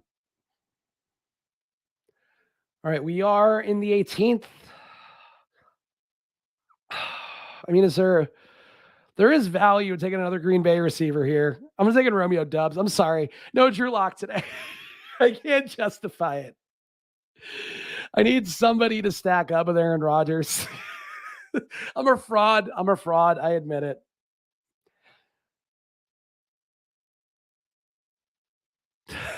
Nick saying no lock. Yeah, look, I fucked up, Nick. I'm sorry. I appreciate you caring, though. My pal Nick, who does great baseball content for FTN. If you need some baseball content in your life, go do that. All right. 75. So officially the halfway point. So you guys are going to see me past the halfway point. You know, I only name the ones I do with Pete, but this is what I should name. I betrayed Drew Lock. Because imagine if I lose Best Ball Mania because I don't have Drew Lock, what a twist that would be. What an absolute twist. All right. Let's go back into the lobby. If you want to join a Best Ball Mania draft with me, take some of that sweet streamer EV. Let's do it. I will do the usual countdown here so you can see the screen. I will click this enter button in 5 seconds. 5, 4, 3, 2, 1. And we're in here. 5, 4, 3, 2, 1. I don't know if that counting method works. I don't know if that helps. If there's a better way to do it, somebody tell me. I don't know what it is.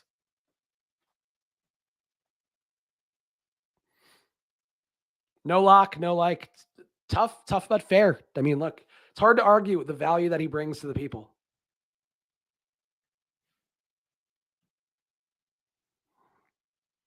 Oh, shut. There we go. All right, now we'll patiently wait for this to fill. Use your $25. If you are in the chat right now, how many times you get to draft with famous best ball streamers who can't talk? It's funny if this just doesn't fill and I have to go sadly tuck my tail between my legs and leave the stream. No, it'll fill. It'll fill. I believe. Oh, so sweaty. So sweaty. We got some spots available, guys. Get your sweet little asses in here. We got five spots. 5 spots. Can't fill 5. Can't fill 4 more. 4 more. I'm just gonna repeat things over and over again until this fills. I don't know what to say. It's a shame this doesn't fill immediately. Ship Chaser can fill 7. I can't fill 1. The puppy is easier though. I get it. Oh, Nick. Nick being hurtful. I'm not even going to read that one out loud, Nick. I follow you back on fucking social media. How dare you? How dare you give me a sick burn like that? Bullock's got a work meeting in 23 minutes. He's got to probably bang those fucking cubes together. Bullock in preschool has got to run the vacuum thing. That's just a bunch of things popping around in plastic. Dobby's got to leave the office at 20. Hey, that's fair, guys. Look, I'm not mad at you. I'm mad at everyone, really. It's not mad at any individuals. I'm mad at the collective.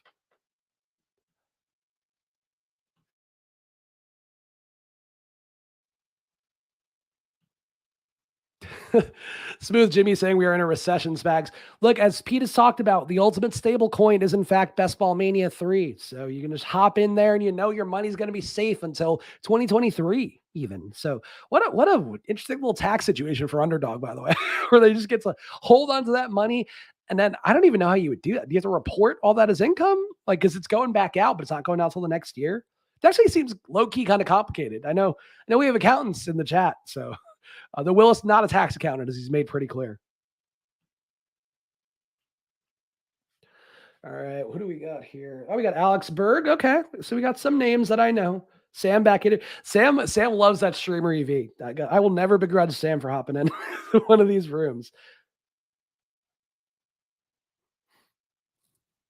Short gamer low key too. Always in these rooms, just knowing that I'm going to give something I'm trying to do away, and you can just scoop me and work around and benefit accordingly.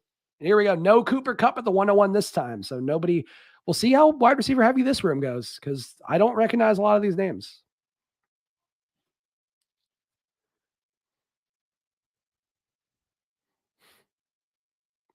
That's saying for Underdog, it's just a liability for them on the books at the regarding them having to hold all the money. But like, don't you have to file something though to be like, oh, we grossed $10 million, but we expected this portion of it to leave? Like, I don't know. I don't know enough about this. I just know just lie on your tax. What? Best Ball Mania? Never heard of it. We don't got $10 million. That's what I would tell him. All right. This would normally be a spot where I would take Diggs, as we talked about. Derrick Henry can go fuck himself. Yeah, I'm just gonna take Diggs. I was thinking about taking Devontae Adams. So I'm just gonna take Diggs. I don't want to time out and get Derrick Henry. I don't want that stank on me. B-Jet got in at the 101. All right, taking Jonathan Taylor. Hope you enjoy hyper fragile builds, B-Jet, because you're going to be taking a lot of running backs, I would have to guess. IRS bonk, yeah. Look, the IRS, I think, from what I understand, they don't like when you tell people to lie on taxes. But like presidents, like everybody does it. It's just fucking whatever. It's a stupid situation here. We should just be throwing tea in the ocean left and right every day. Unfair taxes. Throw that tea. Oh, I'm gonna get them. I'm gonna throw this tea all over the. We'll show them. We're gonna throw tea left and right. Nobody will have a tea for their streams to mix with bourbon and then not really do anything good for their throat anyway. Also, apparently Alex forgot the honey. She texted me because she heard me mention honey. So cool. That's why my throat's not getting better. But it, still got bourbon.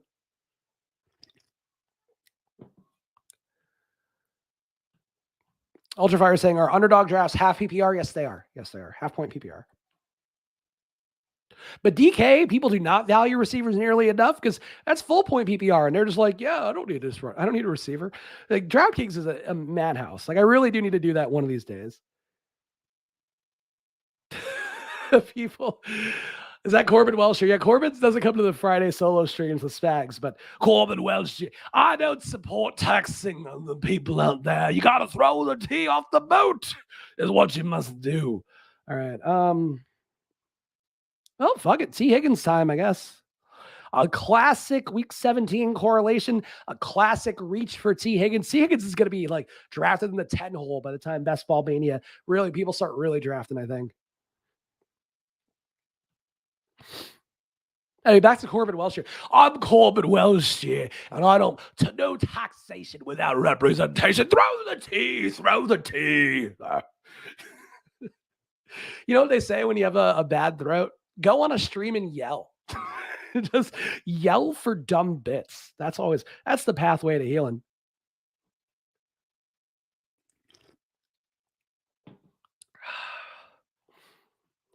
Topstat saying I'm gonna wait for the ticket bros, hop in some DraftKings.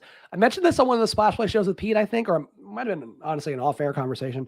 They make you like check boxes and shit to be like you're not auto drafting, and they will invalidate your entry if you auto draft the entire thing. DK's got some weird shit going on. Again, I still think it's very much worth drafting. People are insane on there. People don't know what they're doing. It's 20 rounds. It's chaos. Corbin Welsh here would be throwing DraftKings off a boat if he could. But it is a spot that I think is worth drafting. I just don't know if the ticket bros are actually going to make it good for you. Like they're going to make it even stupider, would be my thought.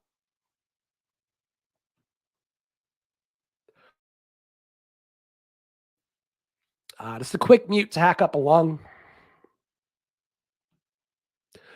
Joshua asking to take it. I'm taking all the requests here. Yelber, revolution. We won't be taxed, sir. I will not pay a cent of Best Ball Mania 3 until January 1st. And if you don't accept that, revolution. I just love doing voices. That's one of the things. Ultra Fire asking, what do you think the best draft position is this year? That's interesting. It depends on the rooms. I like the 5-hole a lot because you then get whichever guy you want out of that top group of like usually one of the Taylor, Cup, McCaffrey, Jefferson, Chase. One of them will come to you, so that's a positive. It's nice though when you get in the 6-hole and then one of those guys falls and like logically like it shouldn't have happened. But like people will take Derrick Henry sometimes in like the 2-hole and it's like okay great, now I get one of the actual good players to fall to me. But I think it's probably like 5 or 6. And I enjoy the turn too. Like I enjoy the turn strategically just because like you're less beholden to ADP just because you're not picking again for another 20, whatever picks, 22 picks. So that's something that I think has value to me with how I like to play it. But I do think the 5 spot's nice because you're getting one of those like receivers for the most part. We're saying 4-5 is nice. Yeah. FF Doom saying DK is not going to give out tickets. DK got beat up pretty bad for giving out tickets last year. At the same time, though, I don't trust him. I don't trust him at all. Like even if they say something like DK, I used to do streams for DK for free when I was at Osmo, and they were happy to keep having me work for free forever. Like DK's got some. I don't want to spoil some, but I know people who worked there too, and like they take advantage of content people real bad. And they also like Robbins always says something stupid every fucking day. And then they pay Carabas, who's a nice guy, not worth $1 million. They're paying them 7 figures to fuck because Barstool like had a lot of audience. Like they just are not a smart company. I do like Kyle Pitts here again, of course, but I'm going to go, you know what? I never take Josh Allen. Let's do it. Let's get crazy. Let's get crazy and take Josh Allen. Why not? One of the saddest things for my legacy is that I was one of the first DFS people to be like, Josh Allen's really fucking good and he's going to be really fucking good. I didn't think he's going to be like actually competing for Super Bowls, but I know for fantasy, he's going to be really good. I get no credit for that historically. Like I was one of the first people to be like, he's going to be good when he was hurt his rookie year. And then he came back and he had like one good game. And I was like, this is like everything you're looking for. And that's one of those things, I wish I just kept beating that drum. Like, yeah, Drew Lock now I'm getting some steam on, but like for Josh Allen, that would have been one to really tie my brand to. It's like, yeah, I believe in Josh Allen when nobody else did. Is why FanDuel is next up. FanDuel's best ball is nothing. FanDuel's best ball is not doing shit. Ultra Fire, take Pitts. I would have taken Pitts, but I took him last draft, and that's just the way my brain works. Is I have so much Kyle Pitts. Kyle Pitts is my highest exposed tight end. At a certain point, you got to make some different choices, and I never take a QB early, but I do have that stack there, and it lined up pretty well. So, and again, it's like we talked about in the beginning of the stream. Like I reached a little bit on Diggs, so theoretically, I'm saying Diggs is going to be fantastic. How does he get fantastic? Because Josh Allen and having a record passing season and throwing him a lot. So we shall see. I hear a crying baby out there. Damn shame that I don't have to deal with that. Whew. Yeah, well, real shame I got to deal with that crying baby out there.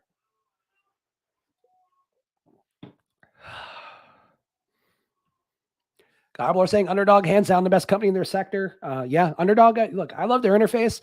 I think they're going to do some more stuff in the space too. I haven't heard that officially from anybody, but there's some rumors and innuendos in the industry of them getting into some different. I don't know how to say it. They're getting into some different spaces that are then going to be fun to see what they do. But very creative company, and I'm curious to see how they goes. And I would say, like if they go public or whatever, I think they're more in a position to be acquired. I don't know that from anybody. I'm just kind of speculating, as I like to do about industry things sometimes. But if they get heavy into betting, like I'd be curious to see if they do some fun iterations on that, because they're a very sharp company and betting needs innovators to do fun things, because the betting industry is having a tough time right now, and it bums me out. Best ball's crushing. Like the betting industry should be running so much better, and instead it's like deceptive and kind of a bummer to me as somebody who cares about, like, hopefully you guys winning money on things, and myself included too, obviously. Not a lot to love here. When's my next pick? Oh, that pick's so far away. I'm not going to get one of the tight ends. So let's go crazy. Gabe Davis, the reach. I hate reaching that far. 8-pick reach, a 50 ADP going to the 42 spot. But I got Josh Allen. So Josh Allen's going to be crushing. I'll make that bet on Gabe Davis. Fuck it. Why not? And I'm sorry for all of you guys now that Gabe Davis is getting steamed up even higher when it really doesn't seem justified.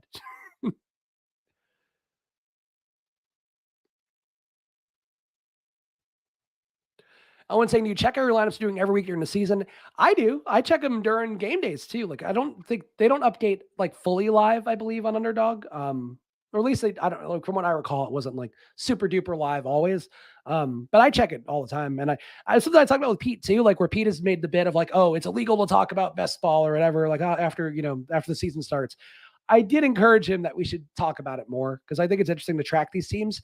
And also, like, honestly, I think I feel good about my chances of having one team that's live for something, whether it's in one of the puppies, whether it's in hopefully in Best Ball Mania. But I think talking about best ball and just kind of keeping up on that, like, it's not as fun because you're not doing the fun of this is doing a draft on a stream, and it's like watching somebody play a game on Twitch. Like, I get that. But I do think talking about it as part of like splash play, like we'll build DFS lineups, we'll build low ball lineups, we'll do whatever. But like we should still keep talking about best ball for like a segment a week, I think. But we'll see.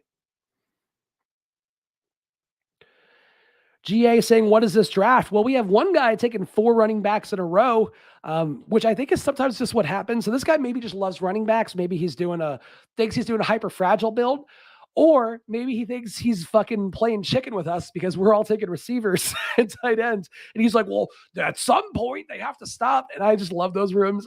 The rooms where like you could tell somebody's getting worked into what you want them to do, the most fun rooms to me. So like, because I'm not taking a running back this early anyway. So fine, keep spamming running backs, and I'll get you in the 9th round. I'll get all of your backup running backs. I will get Deonta Foreman. I will get Mark Ingram. I will get Kareem Hunt. I will get James Robinson later. I hope he takes one more running back just for fun.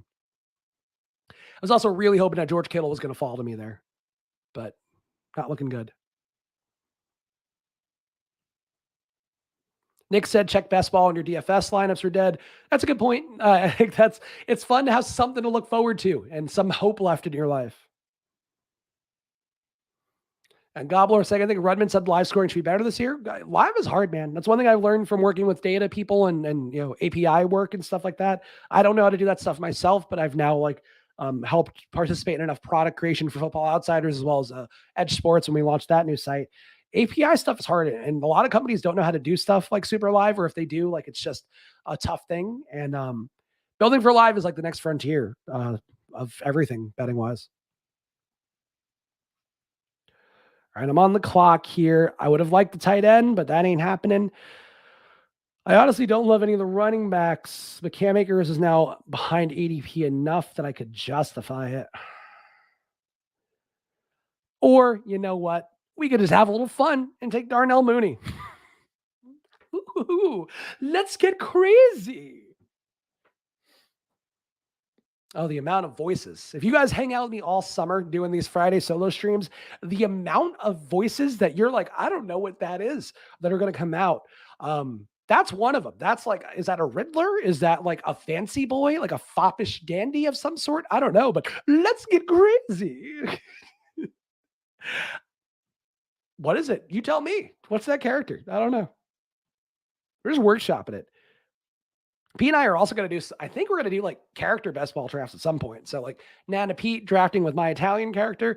I don't know when we're going to do it, but we're going to get crazy. Oh, God.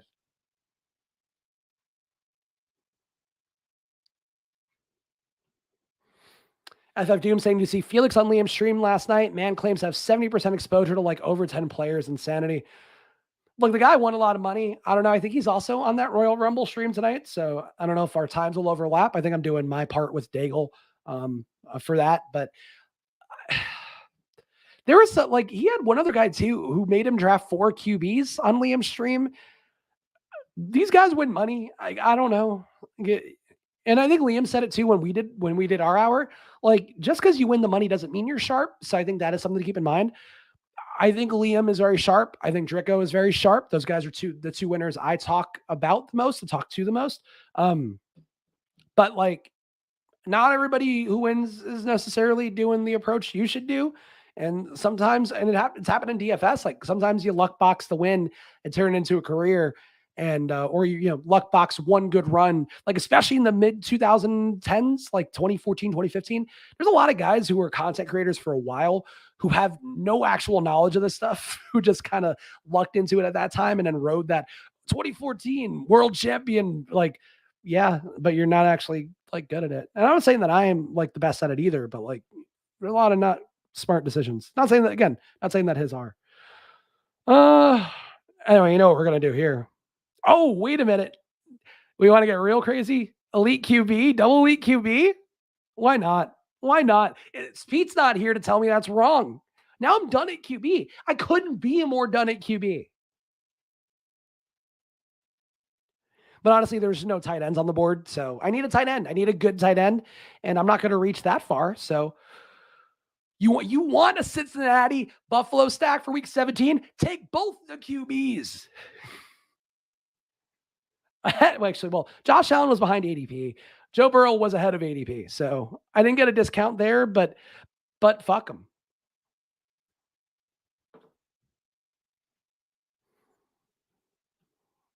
ITI Scott saying all in on week 17. If you're not all in on week 17, you're not doing this right.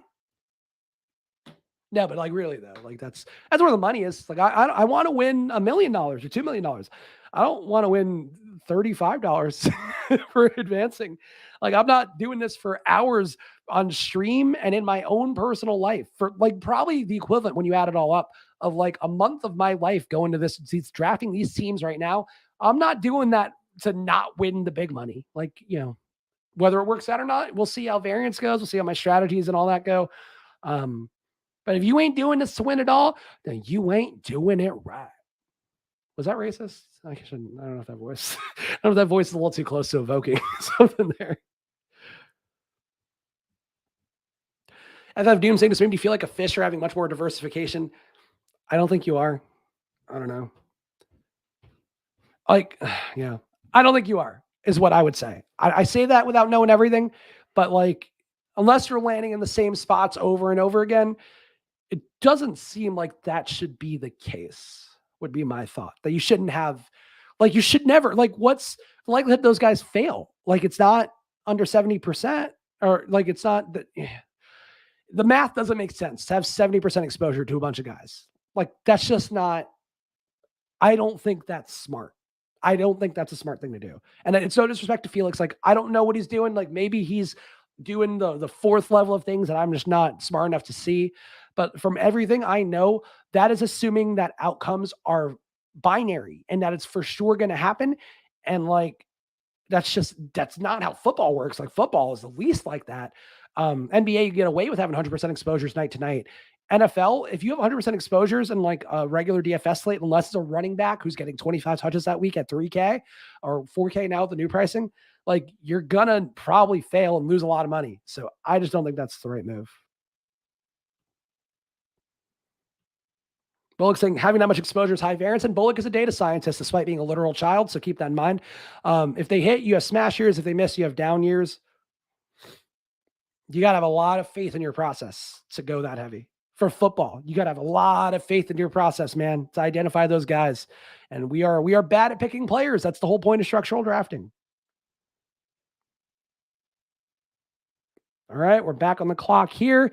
I desperately need a tight end, and I'm going to get one with TJ Hawkinson.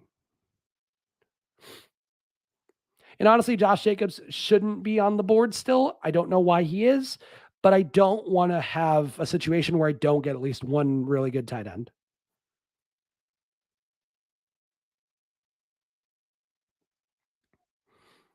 Thought Liam had like 60% exposure to Gabe last year or someone, but that's like a low ADP guy. Like that's like he was going. I don't recall offhand his ADP. Somebody I'm sure in the chat will know offhand. But like if he had to be going in the 10th to 15th range, like that's like having Josh Palmer. Like I think Josh Palmer makes a lot of sense if he lines up with where you're drafting. But like you shouldn't take Josh Palmer in the 8th. You shouldn't take him in the 7th. And it's like just cheaper capital then. So like yeah, having 60, 50% exposure of guys that are coming cheap, that I could see. But having it for like Josh Allen, I think would be an insane approach. Like I think that would be incredibly minus EV. But you know, that's me saying it. And I'm not nothing I'm saying is gospel. I'm just telling you what I know from the research that I do. And I try to keep up on everybody and what they're doing. It's interesting to hear though. Like I think it's fun to talk about that stuff and just kind of talk through it. And then Bullock elaborating here. It's that Faith or Felix that went in the mill last year. He had mass amounts of Cooper Kupp, Chase, Debo, and Derrick Henry. If you think you could do it again, look, I don't know Felix. I think I follow him on Twitter now. I might. I don't know, but I find it hard to believe his projection system is that much better than like everybody else's. But I could again, he could be a genius. Your guess is as good as mine. I just wouldn't like hold that up as like, oh, this guy won, and that means like I got to do that. Like, I wouldn't. And I say that because I care. I say that because I don't want to throw the tea into the ocean again. I don't want to break out that British accent and have to do that again. All right. Feels like we're in an RB zone. Oh, I didn't even realize I got a nice little correlation with Detroit, Chicago. Okay. Good for me. Just it comes so naturally sometimes. Let's start to leverage off of higher ADP guys and take Tony Pollard. You can make the case for me to have taken Dawson Knox there. You can make the case for me to take Dallas Goedert there. I don't love triple stacks generally, but I could see taking Knox. He's not going to be there when I come back, so Knox is probably gone for me.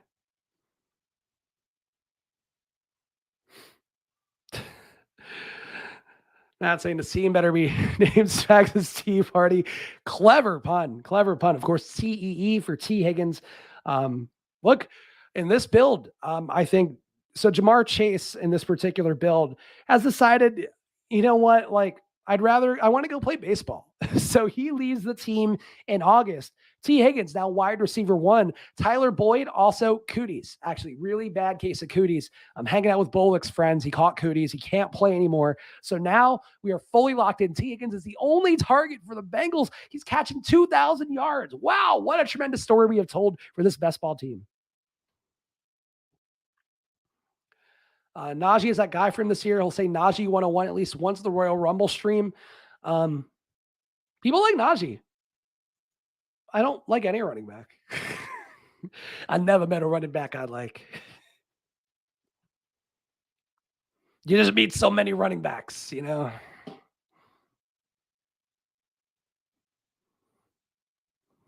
Najee does at least have a path to the 101. I still like CMC if he could stay healthy, but we know it's impossible.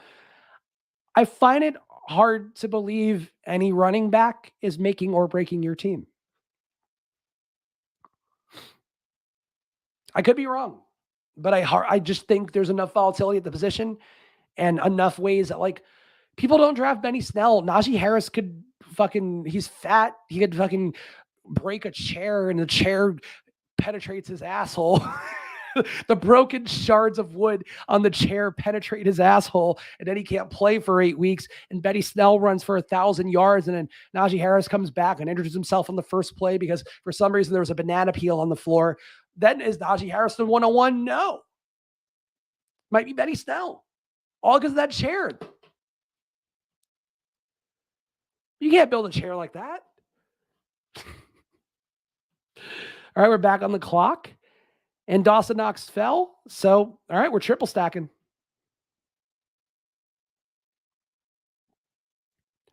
Buffalo. See, Liam is the Bills fan here. Liam's handle, of course, the $1 Million Man, is a Bills Mafia related handle, I believe. Who's the real Bills fan now with all these Bills?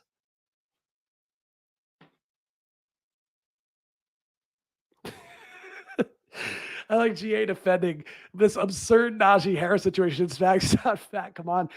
Look, BMI is still just gonna, it doesn't matter. It's not about how fat you are, it's about the weight. And if he's sitting on this poorly constructed IKEA chair that sodomized him accidentally to the point that he couldn't play for 8 weeks, like, does it matter if he's fat or not at that point? These are the questions you got to ask. I put it on the PowerPoint next time. Najee Harris, butthole injury.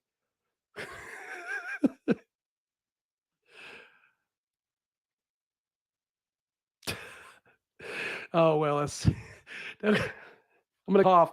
Don't get yourself canceled again for calling someone fat. I think Najee can handle it. He's Rihanna Harris in the backfield. That's a cough.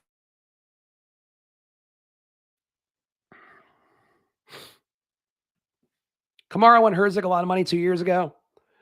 But so like the question I would have is like, did Kamara win a lot of money or did like that construction win him a lot of money? And I don't know enough about Herzig winning Best Ball Mania 1 to talk about. Like, I'm just asking the question. Like, did Kamara do it or did the way that draft lined up and how he approached it do it? And I tend to think it's the latter.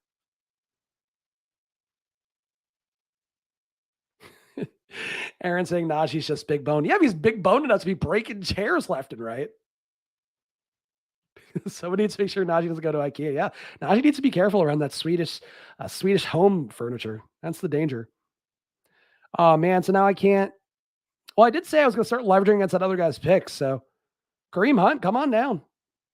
Do do do do boom boom do do do do boom boom do do do do do do do do do boom boom ba ba ba da ba ba. That's why Price is Right. Price is Right. Come on down music. So not quite an impression, but a perfect rendition, I think.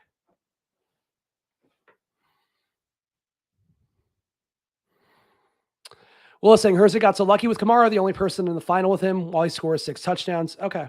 So that makes more sense.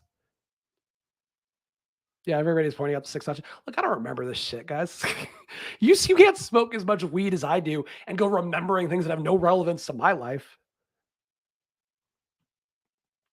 But I would still say though, like, I just don't think that's a Kamara thing. I think that's this running back. This player did this week. Because like last year it was Jamar Chase and like T. Higgins a week before that. So like it's not about the running back, I think, as it is the player in the ADP you took them and the structure you came to the table with. That's certainly like Kamara in that build that Herzig had. Like I presume that would be like an anchor or a hyper fragile or whatever, because you got to take him early. But it's still like it's more that this guy aligned the right way. And I don't think that just means that Najee Harris is the one. I don't think those two things connect. Is how I feel about it. Like you can't pinpoint. Oh yeah, Najee Harris going against Baltimore. Like yeah, this is the smash spot. And obviously you don't know. Like defense is the least sticky thing statistically year to year. Like I know that from our Football Outsiders research. That's I think DFS people just know in general. But like you can't pinpoint, oh yeah, Najee Harris, week 17 against Baltimore, that's going to be his Alvin Kamara 6 touchdown spot. That is so many logical leaps. And I'm not saying anybody in the chat's making that, but like, I think that's sometimes how people think. And I would say that's not the way to think about that. Yep, this is right. GA saying it's more about taking stands on player that could put up like 40 points in a given week, why some people still want a share of King Henry. That is fair. That is fair. Garbler saying, I said it in response. You saying a running back couldn't win it for your team. Okay. But he agrees with my structure thoughts. Look, that's fine. Like I'm just trying to push back on some stuff. Because we have to fill we legally have to fill a 2-hour stream with every second. I have to say something, but, or they'll drag me out by the nape of my neck. But no, like I get what you guys are saying. I just think it's more likely a wide receiver is that guy. Personally, like I think it's I don't think it's literally Treylon Burks, but I think it's a Treylon Burks type, like a guy who's like, oh no, this guy went insane and it lined up perfectly. Like if you had Rashad Penny last year, I think that was the week 17, one of the week 17 guys who would have added value, besides Jamar Chase having 50. Like if you had Rashad Penny and Jamar Chase going off, like that's probably better than just Jamar Chase. But like the important part was getting Jamar Chase. So I think, um, yeah, I think, yeah. In summation, I think, Your Honor, for my final statement, I think, yeah.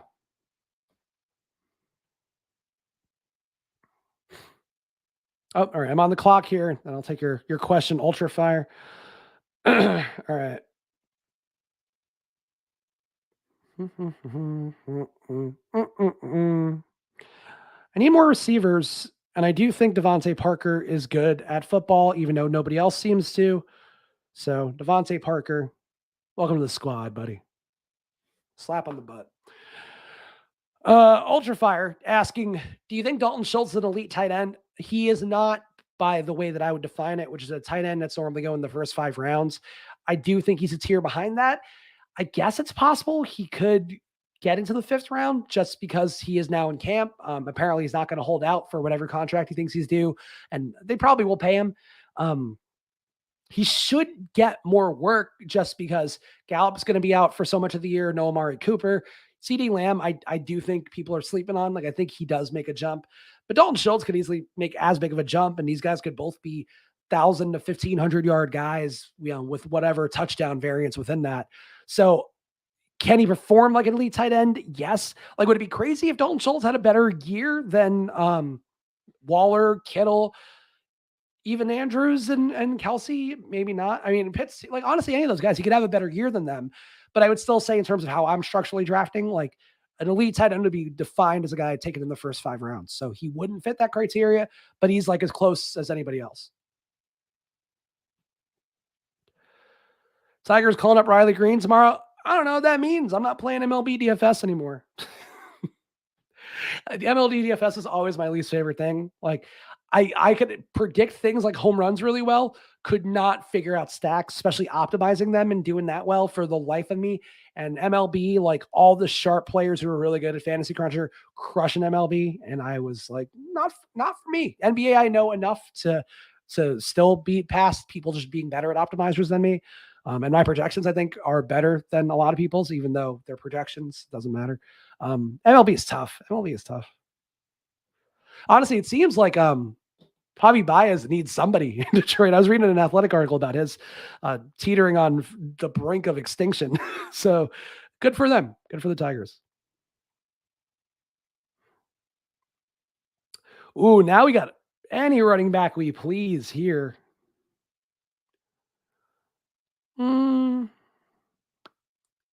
Nobody from Miami, though, but I can take somebody from Miami later. Ronald Jones, Damian Pierce. I like Rachaad White. I'm going to go Rachaad White because I think there was a point where I could have taken Fournette, I believe. Let me see. That was the case, right? Fournette was on the board when I was picking at some point. Yeah, I could have taken Fournette in the 2nd round, and I chose not to. So, decision tree, Rachaad. That one's pretty flimsy, but I still stand by it. I like Rachaad White a lot. Ever since he yelled at Fantasy Guy, I'm like, Rachaad White's got some fire. Rachaad White does not want to be compared to Ronald Jones, and maybe he'll be really good.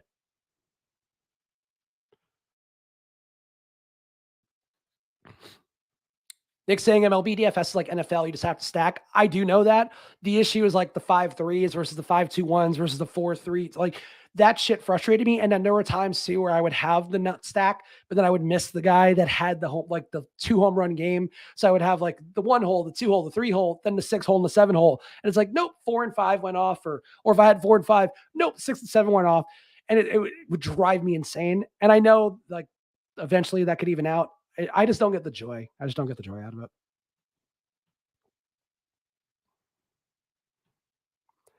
The only reason for the elite tight end definition is the number you end up with on your team.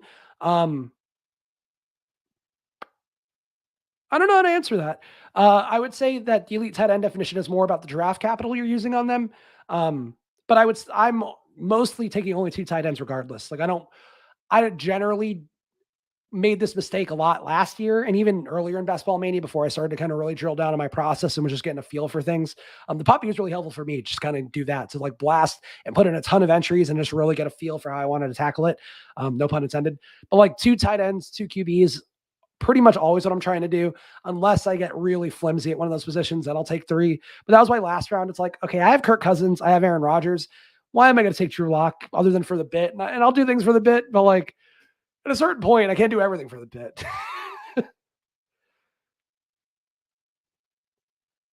Tua's getting slept on this year. According to Tyreek Hill, Tua's the most accurate passer in the league and more accurate than Patrick Mahomes. So if he's not good this year, he's probably not good.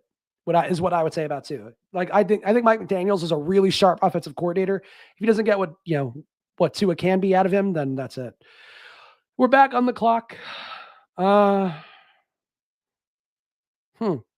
Solid running back still. I do need more help at receiver. I'm going to take DJ Chark, even though I obviously I'm not going to get a double stack here. I just like having 2 Detroit guys, especially because I have Mooney. So 2 week 17 correlations with Mooney. I'll take it. I also have to pee, so this is going to be the last draft. Who would have thought that pounding water bottles this size to try to hydrate yourself, and then also having 2 bourbon and tea-based drinks, hot toddies, as they say. Who would think that would make you have to pee after sitting here for 2 hours blabbering away?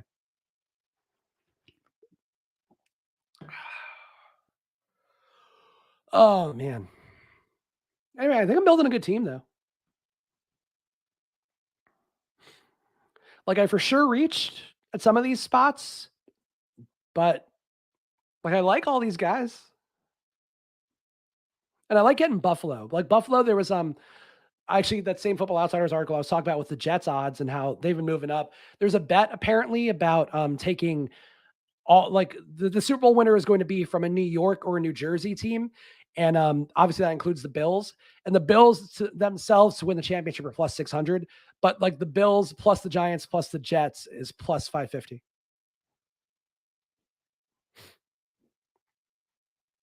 So again, the Giants and Jets really not the most likely to win a Super Bowl. That's the main thing.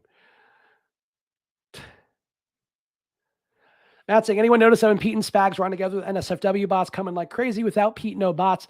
I think that's Pete's channel more than the Splash Plate channel. Like I think that's because he's at 10K subs that he gets more porn bots. But it also could be that Pete's low key fucking robots.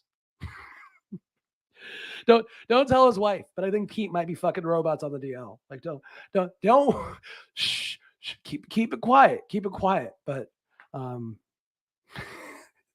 this guy Pete just loves getting nuts and bolts. Just rubbing on my face.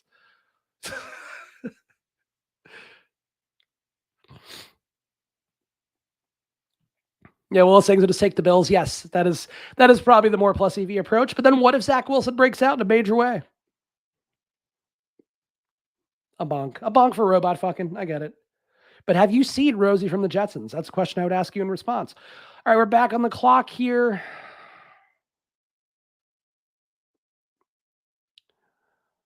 I don't love a whole lot. Oh, but you know what?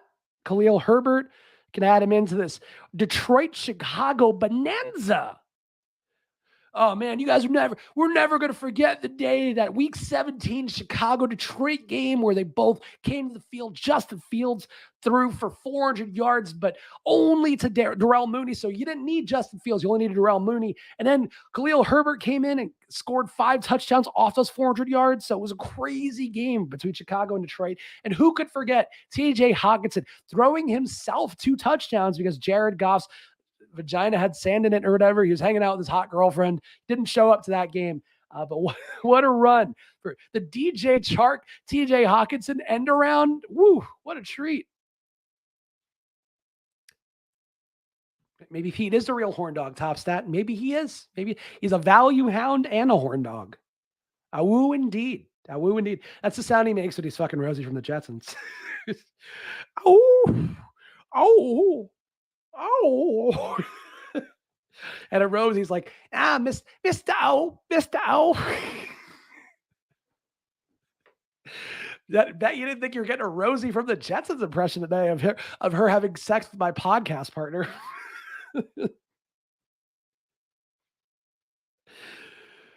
uh, oh, Rosie. Oh, good. The NSFW. I guess we know that somebody here who is in the chat must also be the NSFWHD bot. You're ruining it. You're almost going to give away your identity, mystery bot. Gobbler saying, "Now I got to bring up Rosie." Yeah, all right. Let's bring up some hot. I can't look up Rosie from the Jetsons porn because that feels problematic. Rosie Jetsons sexy.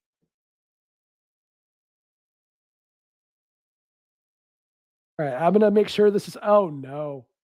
Oh no! I'm on the clock, but I gotta do it. I gotta do it. All right, hold on. Too committed to bits.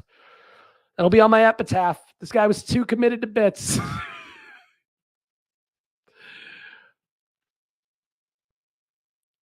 Oh, do you wish anything else, Mr. Jetson? Or do you wish anything else, Mr. Jetson? He she asked. Oh no. Am I on the clock yet? I'm almost on the clock. I'm 2 picks away, but we'll keep looking at. Okay. All right, Rosie. All right. Get it, Rosie. Oh, she's looking pretty hot. I mean, yeah, she looks in great shape. It's hard to argue that Rosie's not. Okay, let's go. Let's go back to the draft screen, I think. It seems before we get too much of a jam for ourselves. I'm on the clock. Ah! Get rid of the robot porn. Quick, put the robot porn on the bed. We got to get back to the draft.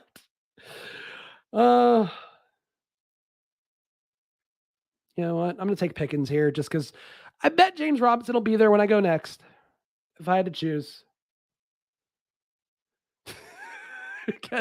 Getting some bonks. Damn, Rosie got a donk. Short gamer, what am I looking at? She can get it.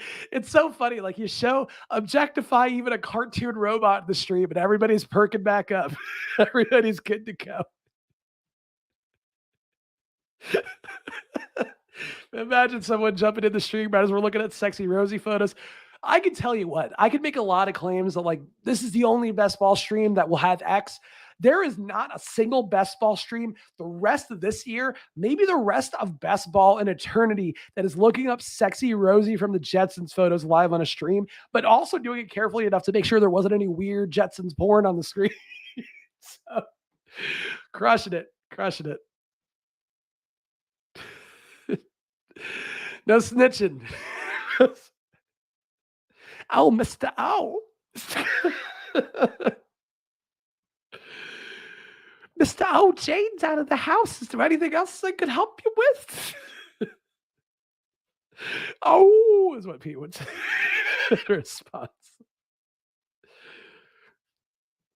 The thing that we don't talk about enough with having sex with robots is that like you can unplug them after.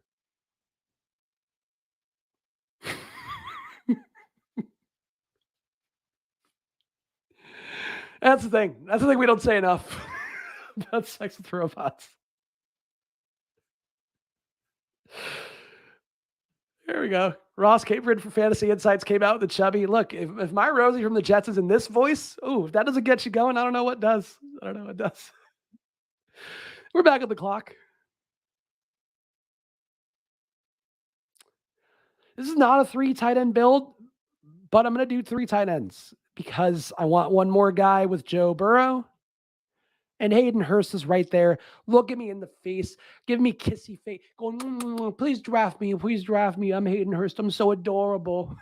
and I'm going to do it. I'm going to give it to Hayden Hurst. Old Hayden Panettiere Hurst.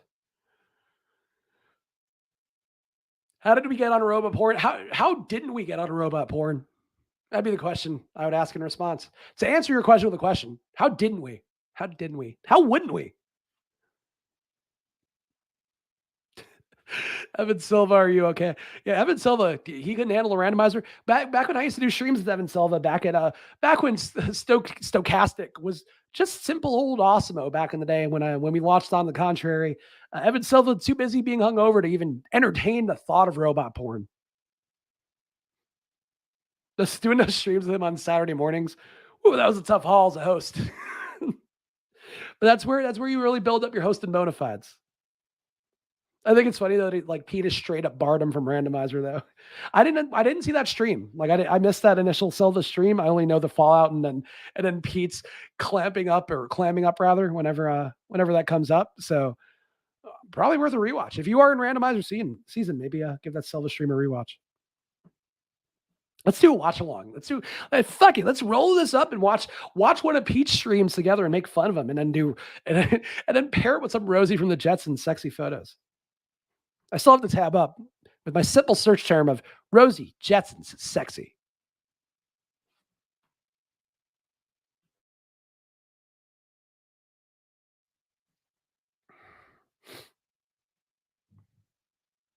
I'm still thinking about the robot thing. Like how would how would the robot vagina part work? Like I guess you could just put like a fleshlight on there. You couldn't do metal. I wish these guys would draft faster so I don't have to spiral out of control. But they're taking their sweet time.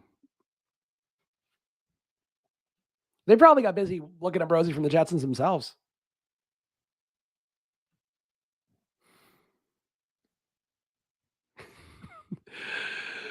I'm just going to put that on the screen and not read it out loud. I'm going to exercise caution. All right, so we do have a New England receiver. I'm going to take Raheem Mostert here, even though Sony Michel will probably be there late. Right? Yeah, he'll be there. I do need 2 running backs. I'll just take Mostert.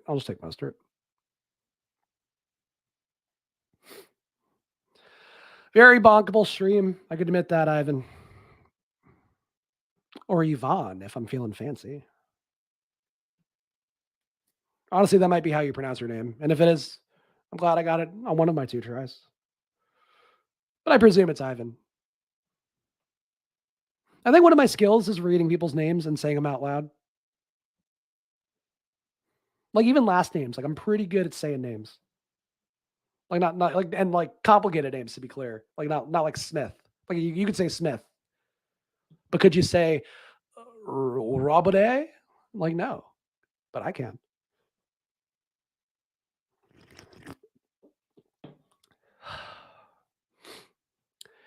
Matt saying Mostert over Michelle. Honestly, you could have made the case I should have taken Michelle there, just to like flip the ADPs. I have enough Mostert, and I honestly took him. I also switched between Mostert and Mostert. I don't know why. I feel like I've heard somebody say Mostert, and I think he prefers it pronounced that way, but that could be completely made up. I took so much Mostert before they signed Michelle, and at this point, it probably is more logical to take Michelle, but that doesn't mean I'm going to do it. So 70% you Mostert. Let's do it. Robot porn is the new naked yoga. You only hope. But should I change the title of that for the SEO? Did I slurp? I hope I didn't slurp too loud. Thank you, Willis. He is Raheem must start. I agree. All right, we got one more slot. We got a 2-5-7-3 build. Certainly justify one more receiver. Devin Duvernay. So you can correlate with Pickens. Beautiful.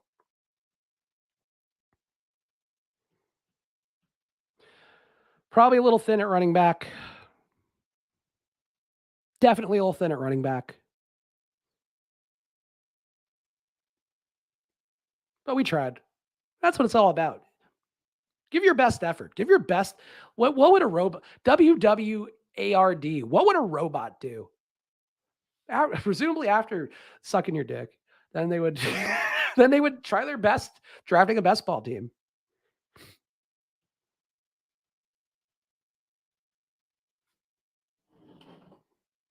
It's gonna be funny on this on the show on Monday with Pete because it's during best ball breakfast, so like there'll be more views there. Somebody's gonna bring up that I concocted him having sex with Rosie from the Jetsons on that stream, and it's gonna be tough to walk that one back, guys. I'm gonna tell you that now. Draft wrapping up before our eyes.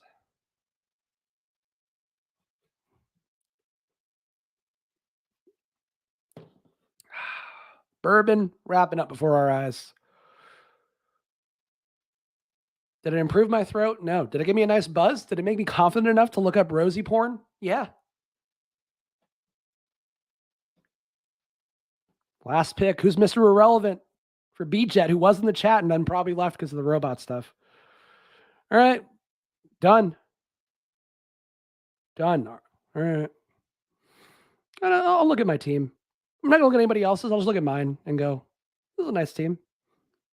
We got Josh Allen, Joe Burrow, Tony Pollard, Kareem Hunt, Rashad White, Khalil Herbert, Raheem Mostert, of course, a real zero RB room, not bullshit. Stephon Diggs, T. Higgins, Gabriel Davis. We got some big Week 17 things going on. Darnell Mooney, Devontae Parker, DJ Chark, George Pickens, Devin Duvernay, giving me a nice little Baltimore-Pittsburgh correlation. And, of course, Devontae Parker correlates with Raheem Mostert for Week 17 because that's what we do here. 3 tight ends because I did not get one of the elite guys, but I did get TJ Hockenson, I did get Dawson Knox, and I did get Hayden Hurst, and I didn't need Jared Goff because I find it pretty unlikely that Jared Goff is going to somehow beat out Josh Allen and Joe Burrow in a given week. But that is what we are doing here.